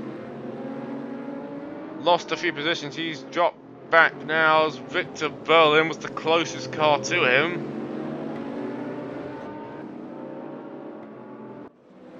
And he's got front damage on the front of that Nissan, so I don't know exactly what's happened there. I was just in the background, all the damage on Mark Whitford's car.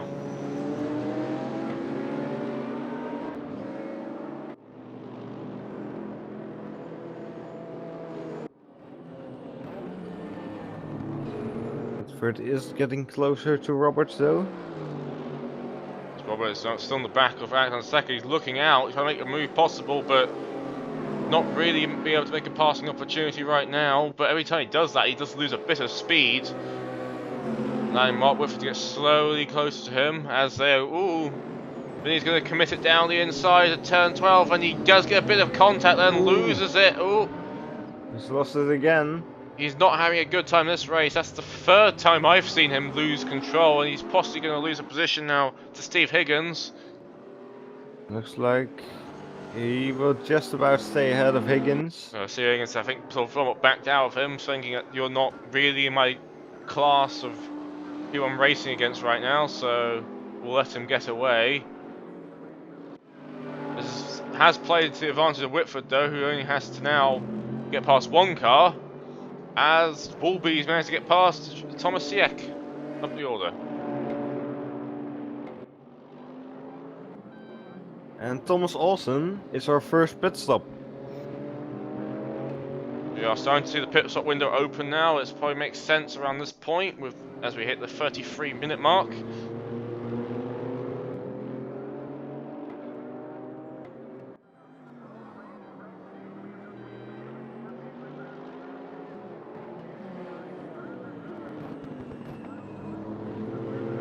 Looks like Olsen is mounting some fresh tires right now.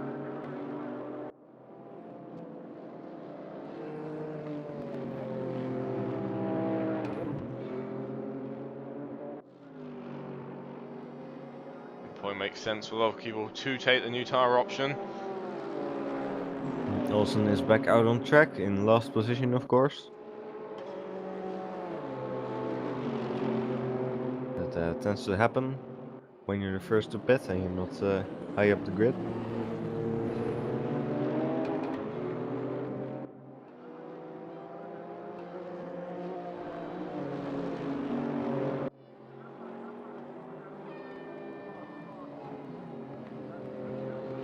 Things seem to have gotten a little bit quieter now.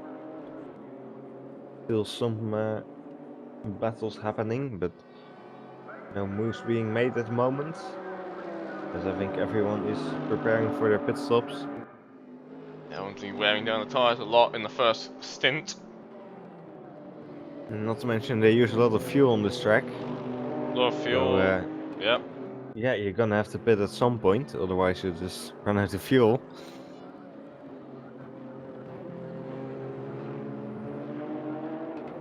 As I think Dendo's in the pit as well now, so us. Yeah, he is.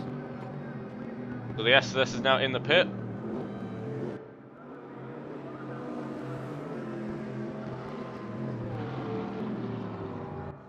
We pull into his pit box.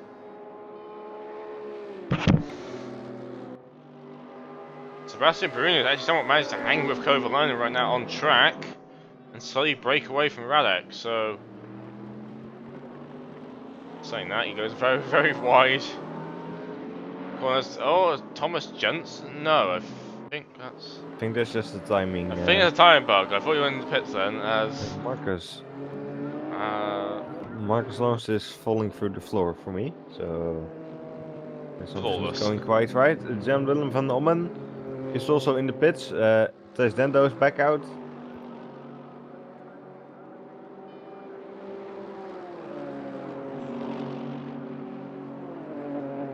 And now Radek's right behind Sebastian Brunio, so I think a lot of people will be going to pit stops very shortly. And Ommen is heading back out on track. And I'm not sure if he changed tires. Not really paying attention, but I think he might not have actually.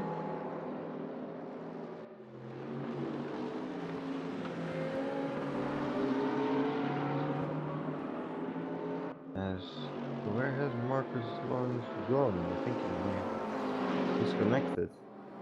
I think he has. He has to, because he's not appearing on any timing thing, which has promoted Honzig, and the thing as I believe Victor Berlin is pulling into the pit lane now. Yeah. Yeah, I also just noticed Hillemans has retired. A few more retirements going on right now. And indeed, Victor Berlin just stops in his pit box.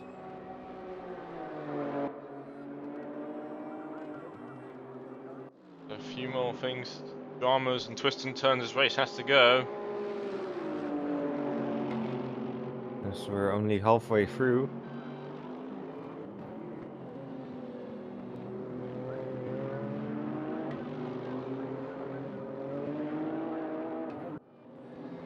And Victor has chosen to get some fresh tires as well. I do think that will be the strategy. Kevin Neff has also pulled into the pits.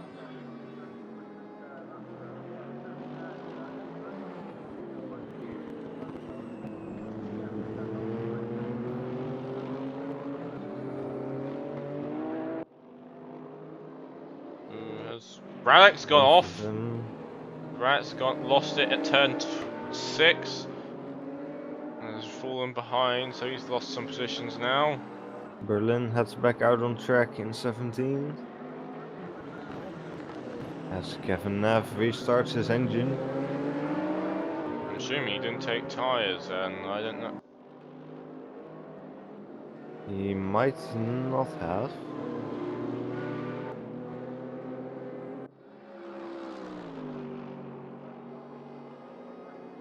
And Nash dropped down to 19th position. Also, just noticed Caleb Gonzalez is dealing with some traffic right now.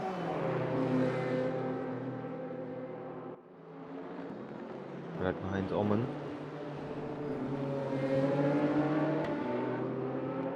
A few more people will be probably pulling in the pits very shortly.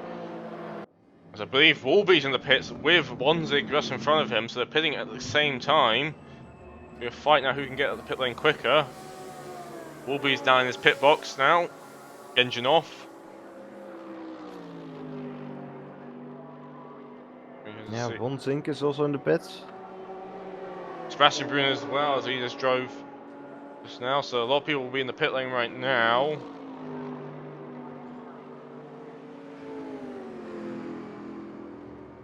And Wolby heads back out, yeah, Wolby's so out. I don't think he changed tires. But neither Wanzig did. also goes back out. So none of them changed tyres, so it does seem that Wolby has a slower pit stop out the two. He's lost a lot of ground to them as they pull out just beside Radek. Sebastian Brunner is putting some fresh tires on. That's Radek, I think, had another incident as well, because Radek's dropped off the behind Whitford. And Hillemans has also reported his retirement was due to brake issues.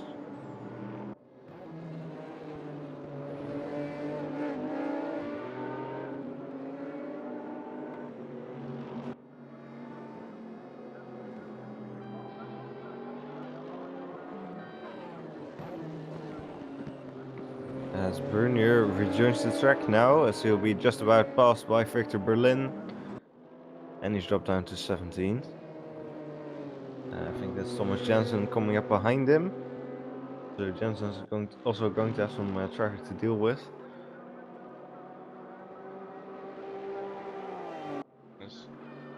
Jensen right now is having a very empty race right now, apart from doing a bit of traffic here and there.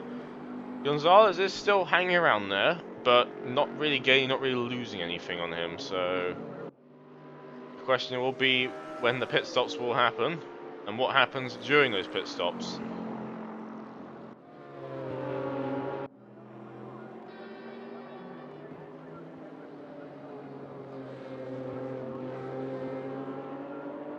Oh! Whitford! Oh! He almost spins and decides to get into the pit lane.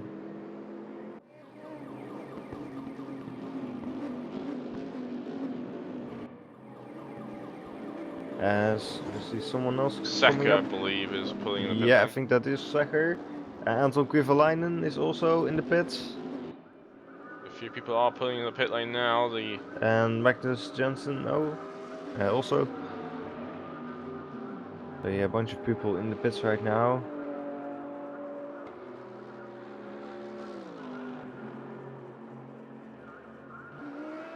And Anton is leaving his pit box. Big bunch of wheel spin right there. So is Magnus. And Radek just pulled into the pits. And Mark Woodford is also back out in 11th position, so he did not change tires. I was honestly going to be surprised if he didn't do that. He's trying to make all his positions up he can. So he will Yeah, probably probably worth risking it in his position. Palexic is changing tires though. Oh, and I think Jensen's in the pit lane. So our leader is now in the pit lane right now. Yes, he is. Now that means that Gonzalez has taken the lead. And there's quite a significant gap between them and Honzig. Honzig's 11 seconds behind, so Radek is pulling out his pit box right now as well. I'll keep an eye on Thomas though. Once it gets past. So will Sayak.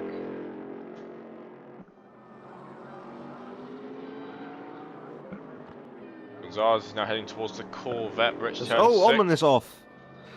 And Omen has retired. And Jensen goes back on track. The real question is, where will he meet Gonzalez? I don't think he changed didn't change tires, so it will depend if Gonzalez does change tires or not. We'll decide this fight between these two. As Honzig's dropped behind Siak.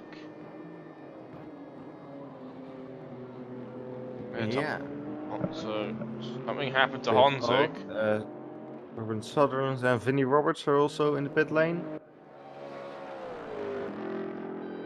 And so is, let's see, one of the McLaren drivers, because Stephen Higgins. Sutherland heads back out. No tire change for him, I don't think. Roberts also gets back out there.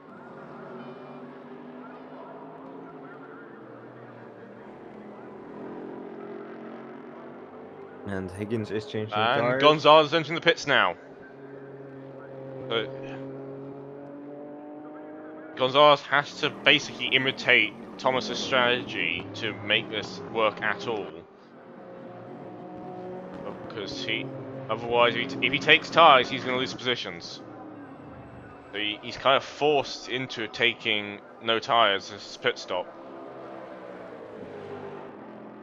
So he's in the pit lane right now, and Thomas Yates will be approaching very shortly.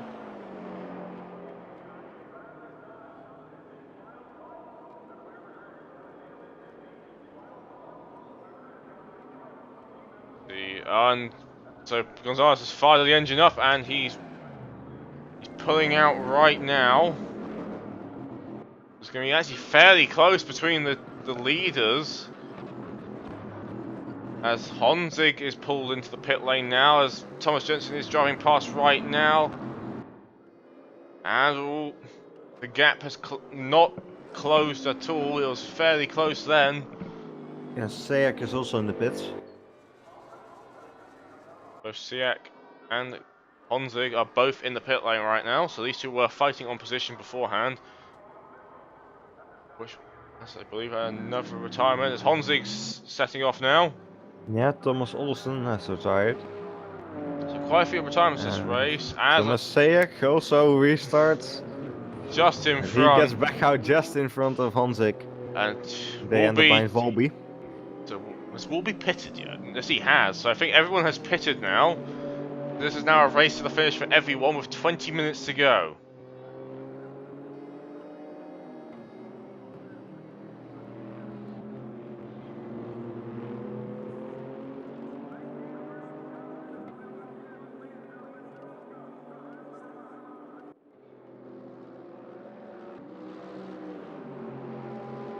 As Marcus Lawrence is reporting electrical issues causing his retirement. That's really unfortunate as Honzig goes down the inside. Thomas Siakin into turn 5.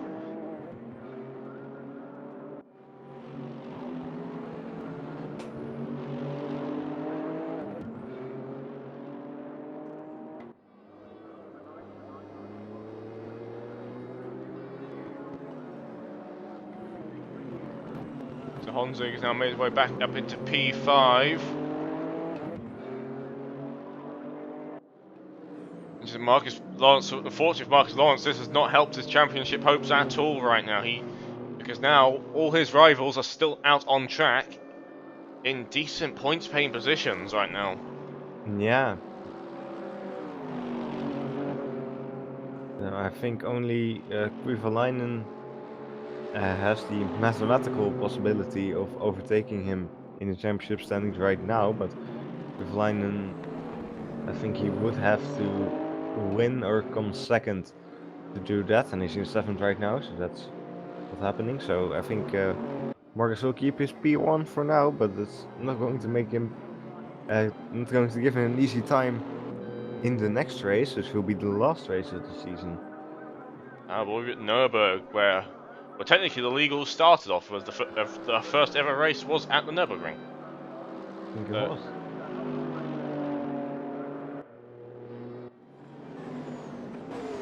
So meanwhile, in the fight for P12, Vinnie Roberts, Sebastian Bruni and Victor Berlin all fairly close to each other. As Vinnie Roberts once again has another issue. Yeah. That That's Corvette. not been a good race for Vinnie Roberts.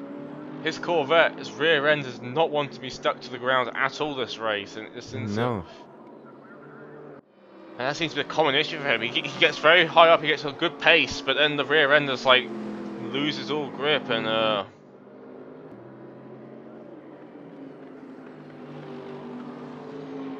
do wonder if he's got traction control even turned on. It doesn't look like it. That would explain things, but I had that Mark Whitford has managed to get his way back up to P8, so he's somewhat salvaged this race for the most part. As he does have Magnus Jensen behind him right now. yeah, Jensen is very close behind, and I think Whitford does not have the favorable tire situation between them. He's got a bit of that front end damage still on his car. I don't know how much it's affecting his performance, but it's definitely visually there.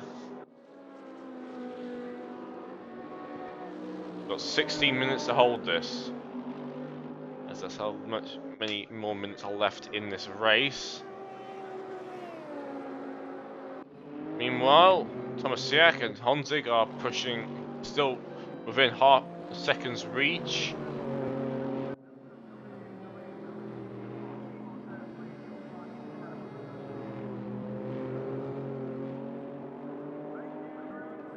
Worth noting that we have had 7 retirements, I believe, this race. Yeah, 7 retirements this race, so quite a high retirement rate at this point in the race. So yeah, obviously the first being Tom Dentis, followed by Jerome, by Hillemans, Ullman, and then Olsen, as well as Marcus Lawrence, which is not unfortunately listed, so we don't know exactly where he did DNF, but he had disconnection issues, so he fortunately not going to gain any points this race. Oh, Higgins has gone round. Higgins is going round. he has, And the lead is Thomas approaching. Jensen coming up behind him. Ooh, Let's hope that goes well.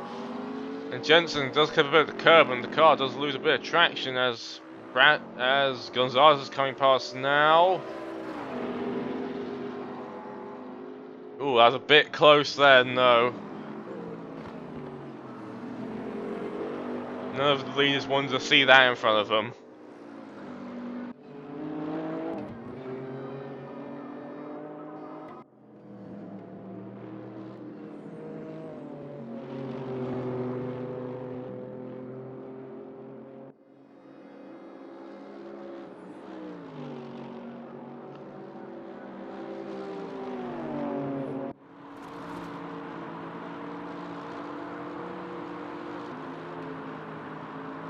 So right now Honzig still having to defend a bit from Siak, as Siak is holding the gap there. He is still providing pressure.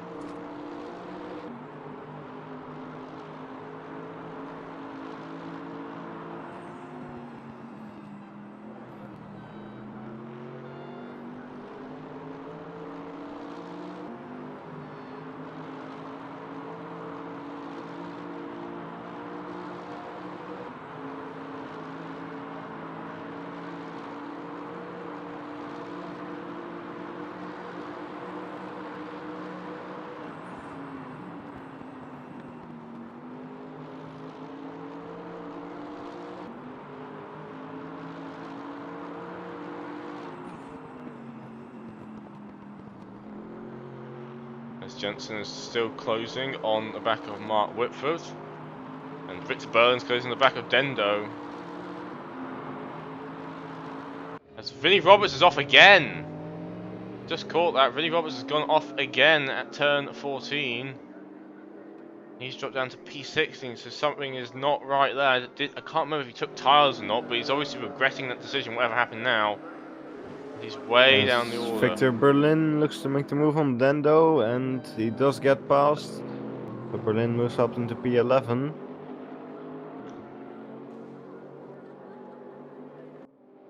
Dendo's still pretty close behind though, so let's see. Might be able to make things back up in the next braking zone. Mark Whitford's had something an off, I believe. Mark Whitford has an off. Because Jensen is 5 seconds up the road from him. He got passed by Jensen and went a bit wide over the grass. Him and Naf has made a move on Seko apparently as well. Yeah. So, oh, Neves off. Not quite sure what happened there, but he went straight into the barrier. That corner's quite easy to lose it. I mean, I've lost it there when testing this track ages ago. It is a common corner to lose it, and he has lost it then, and he's now dropped down to P16. He was in P14, I believe, just before the incident. And A few people are starting to lose traction because a lot of people are gaps are very close and suddenly have dropped off. yeah, I think Sebastian Brunier also just increased his gap to Dendo. So And Dendo's increased his gap to Victor right Berlin, so yeah, a lot of people having issues right now. A lot of people are not taking tyres. It seems to be a thing over the course of the season as Vinnie Roberts is facing the wrong... And there we go. He's retired. I'm honestly not surprised what was happening. His car was so unstable. Too many spins. Don't know exactly what's going on there.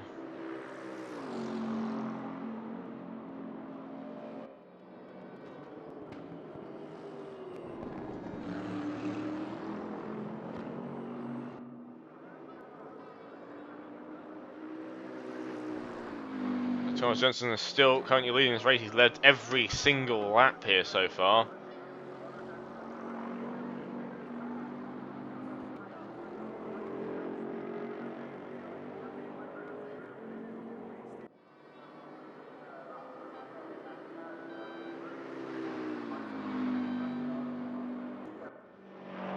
Car behind him is Gonzalez, followed by a 33-second gap to the next car, which is Honzig and Wolby. And Honzig does close off the top 5 as he's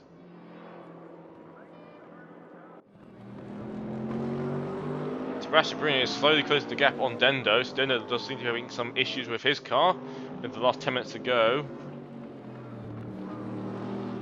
Dendo have lost a lot of pace. I believe his rear tyres have probably done their best.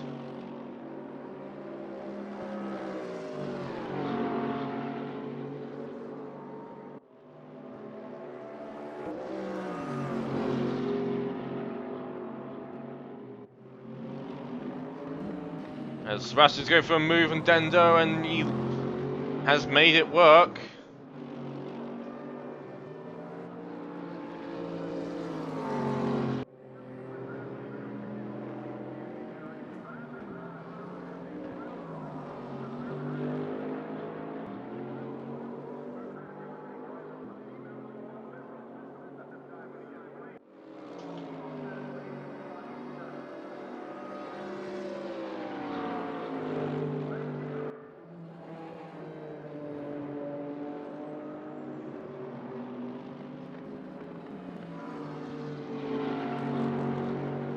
And things have kind of calmed Calm down down, now in the yeah. last 9 minutes of this race.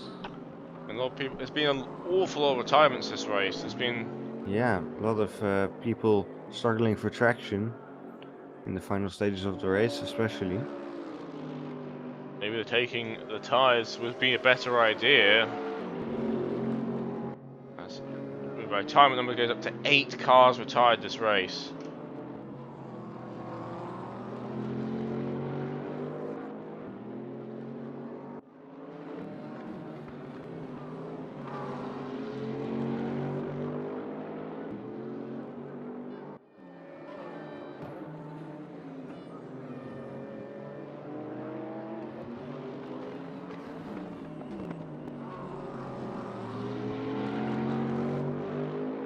Sebastian slowly making the gap a bit bigger to Dendo behind.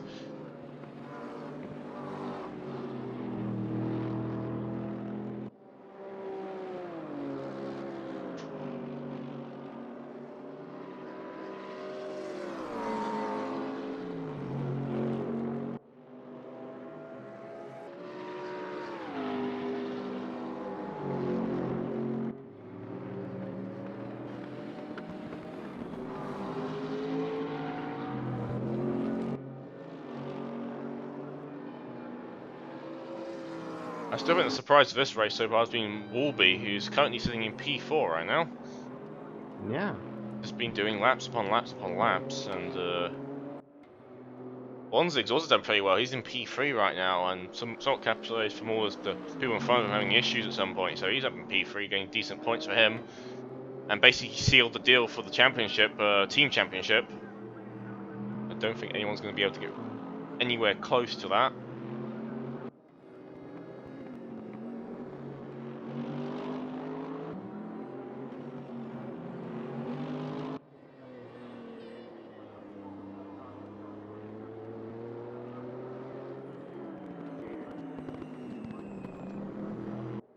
So, yeah, Honzik has been a bit of a disappointment in this race, just not able to find the pace here. Yeah, he so far has been struggling to keep up.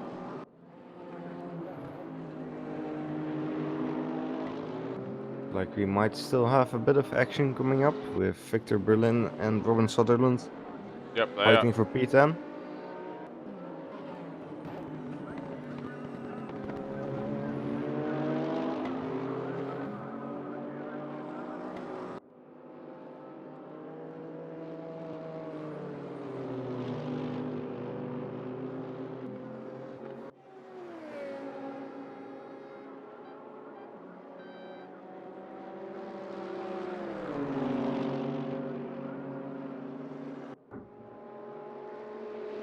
It's getting very close now. Possibly can make a move now into Canada corner. Oh, there's a bit of contact.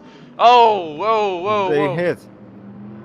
That's a And big bit of contact there, and yeah, Sutherland gets spun all the way around. and loses position to Sebastian Brunner as well. What on earth happened there? I think Victor just hit the back of him when he tried to move out. Maybe tried to move out a little bit too late.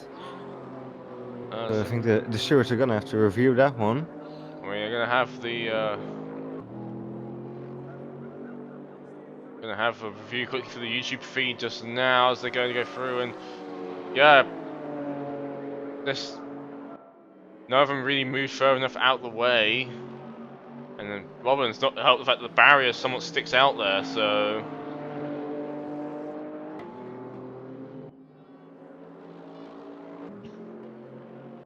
Sebastian's has gained a position out of this, as he is now in P11.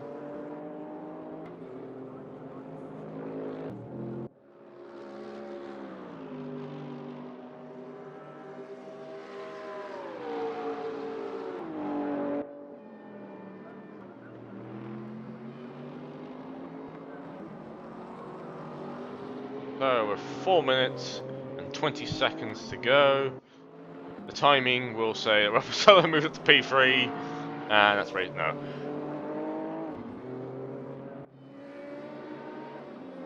There's not really much going on. Mark Whitford does seem to be slowly closing the gap to the car in front, but not really quick enough to make any difference. Just 4 minutes left now, so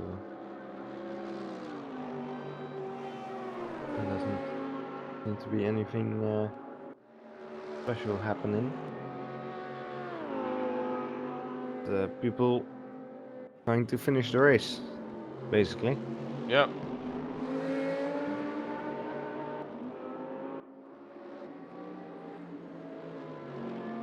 Bringing the car home in one piece.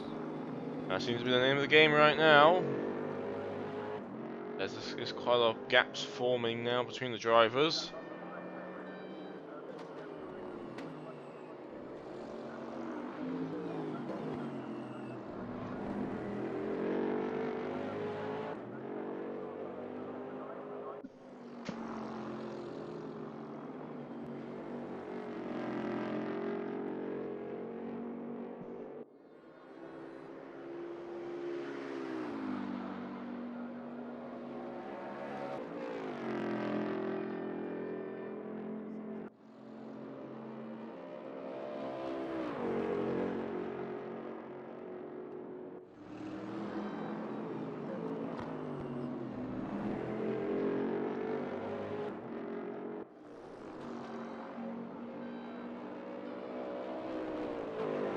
Right, but that's like a spin.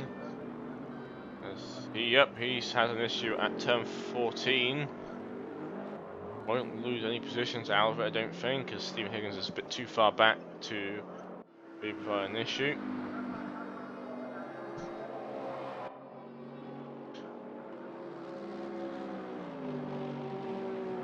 That's okay. Is Thomas yet closing on the back of Honzik right now? There's only 2 minutes left.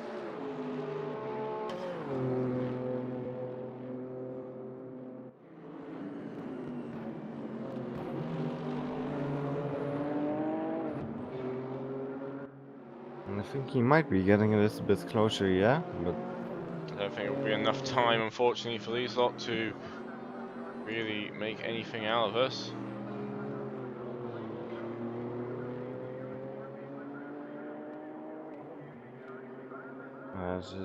yeah, it looks like there will be one more lap after this one. Looking at Thomas Jensen's position right now. Johan Naff is closing the gap down to Alexander Secker, interestingly enough. Okay, so might still be a battle for that points paying position in the final lap.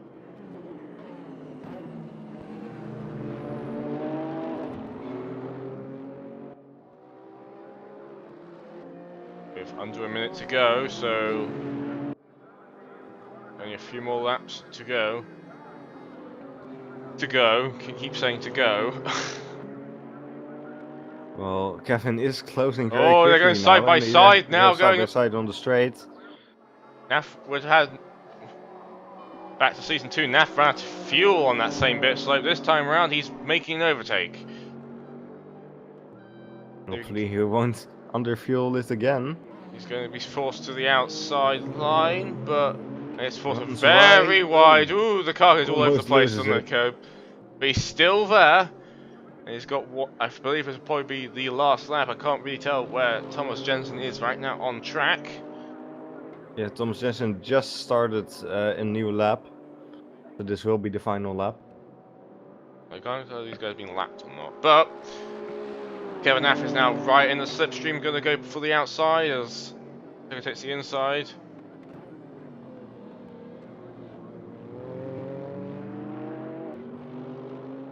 And Naff goes through there just before the bridge and has made his way up into P14. So that's a point for him.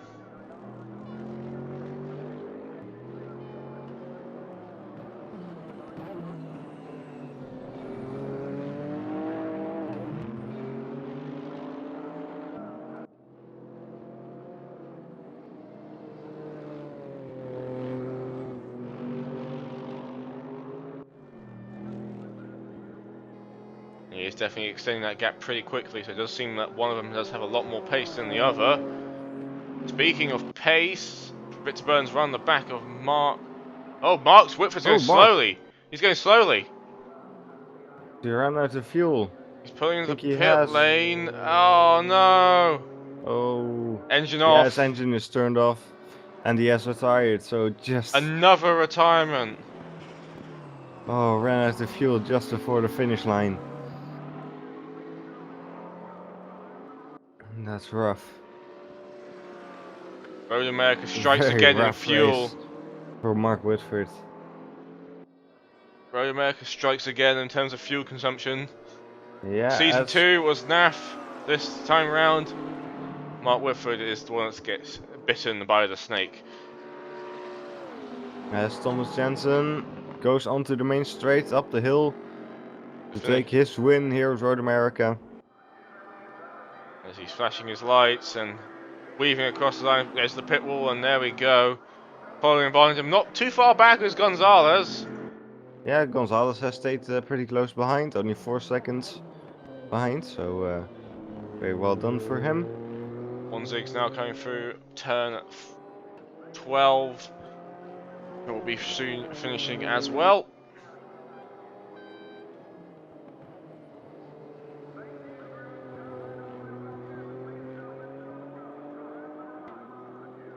He'll be crossing the line now as Sebastian Brun is closing the back of Victor Berlin. Both, that's going to be interesting to watch as Honzig crosses the line, and shortly behind him will be Wolby. Radek's pulled off to the side as well. P4. I'm guessing that's a full thing. Honzig comes home as P5. Siek will 6. Kovalainen will come home at P7. So a very good comeback drive by him to get back some decent points.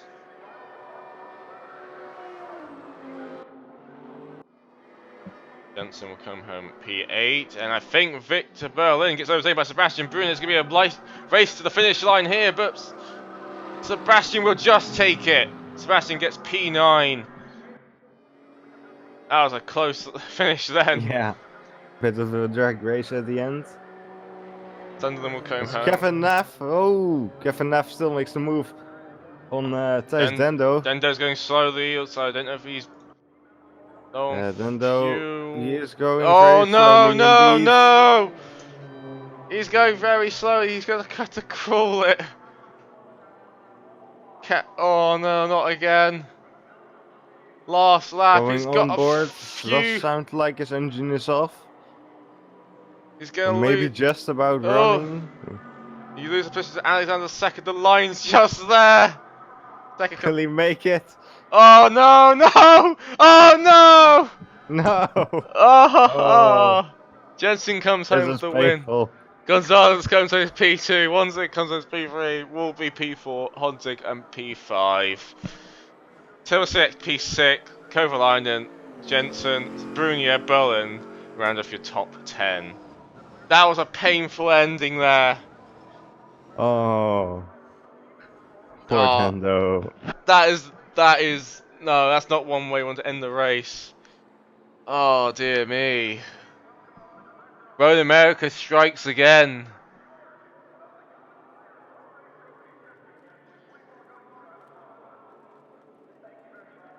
Oh dear, right.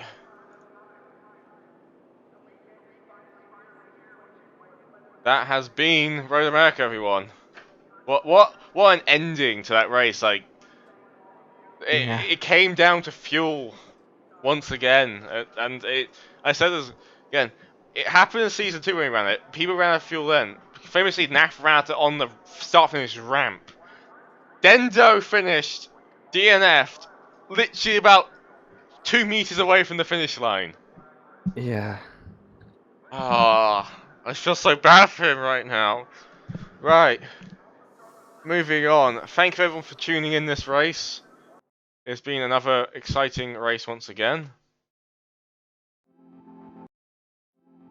There's a bit of technical issues right now, so there we go. We'll use that for now.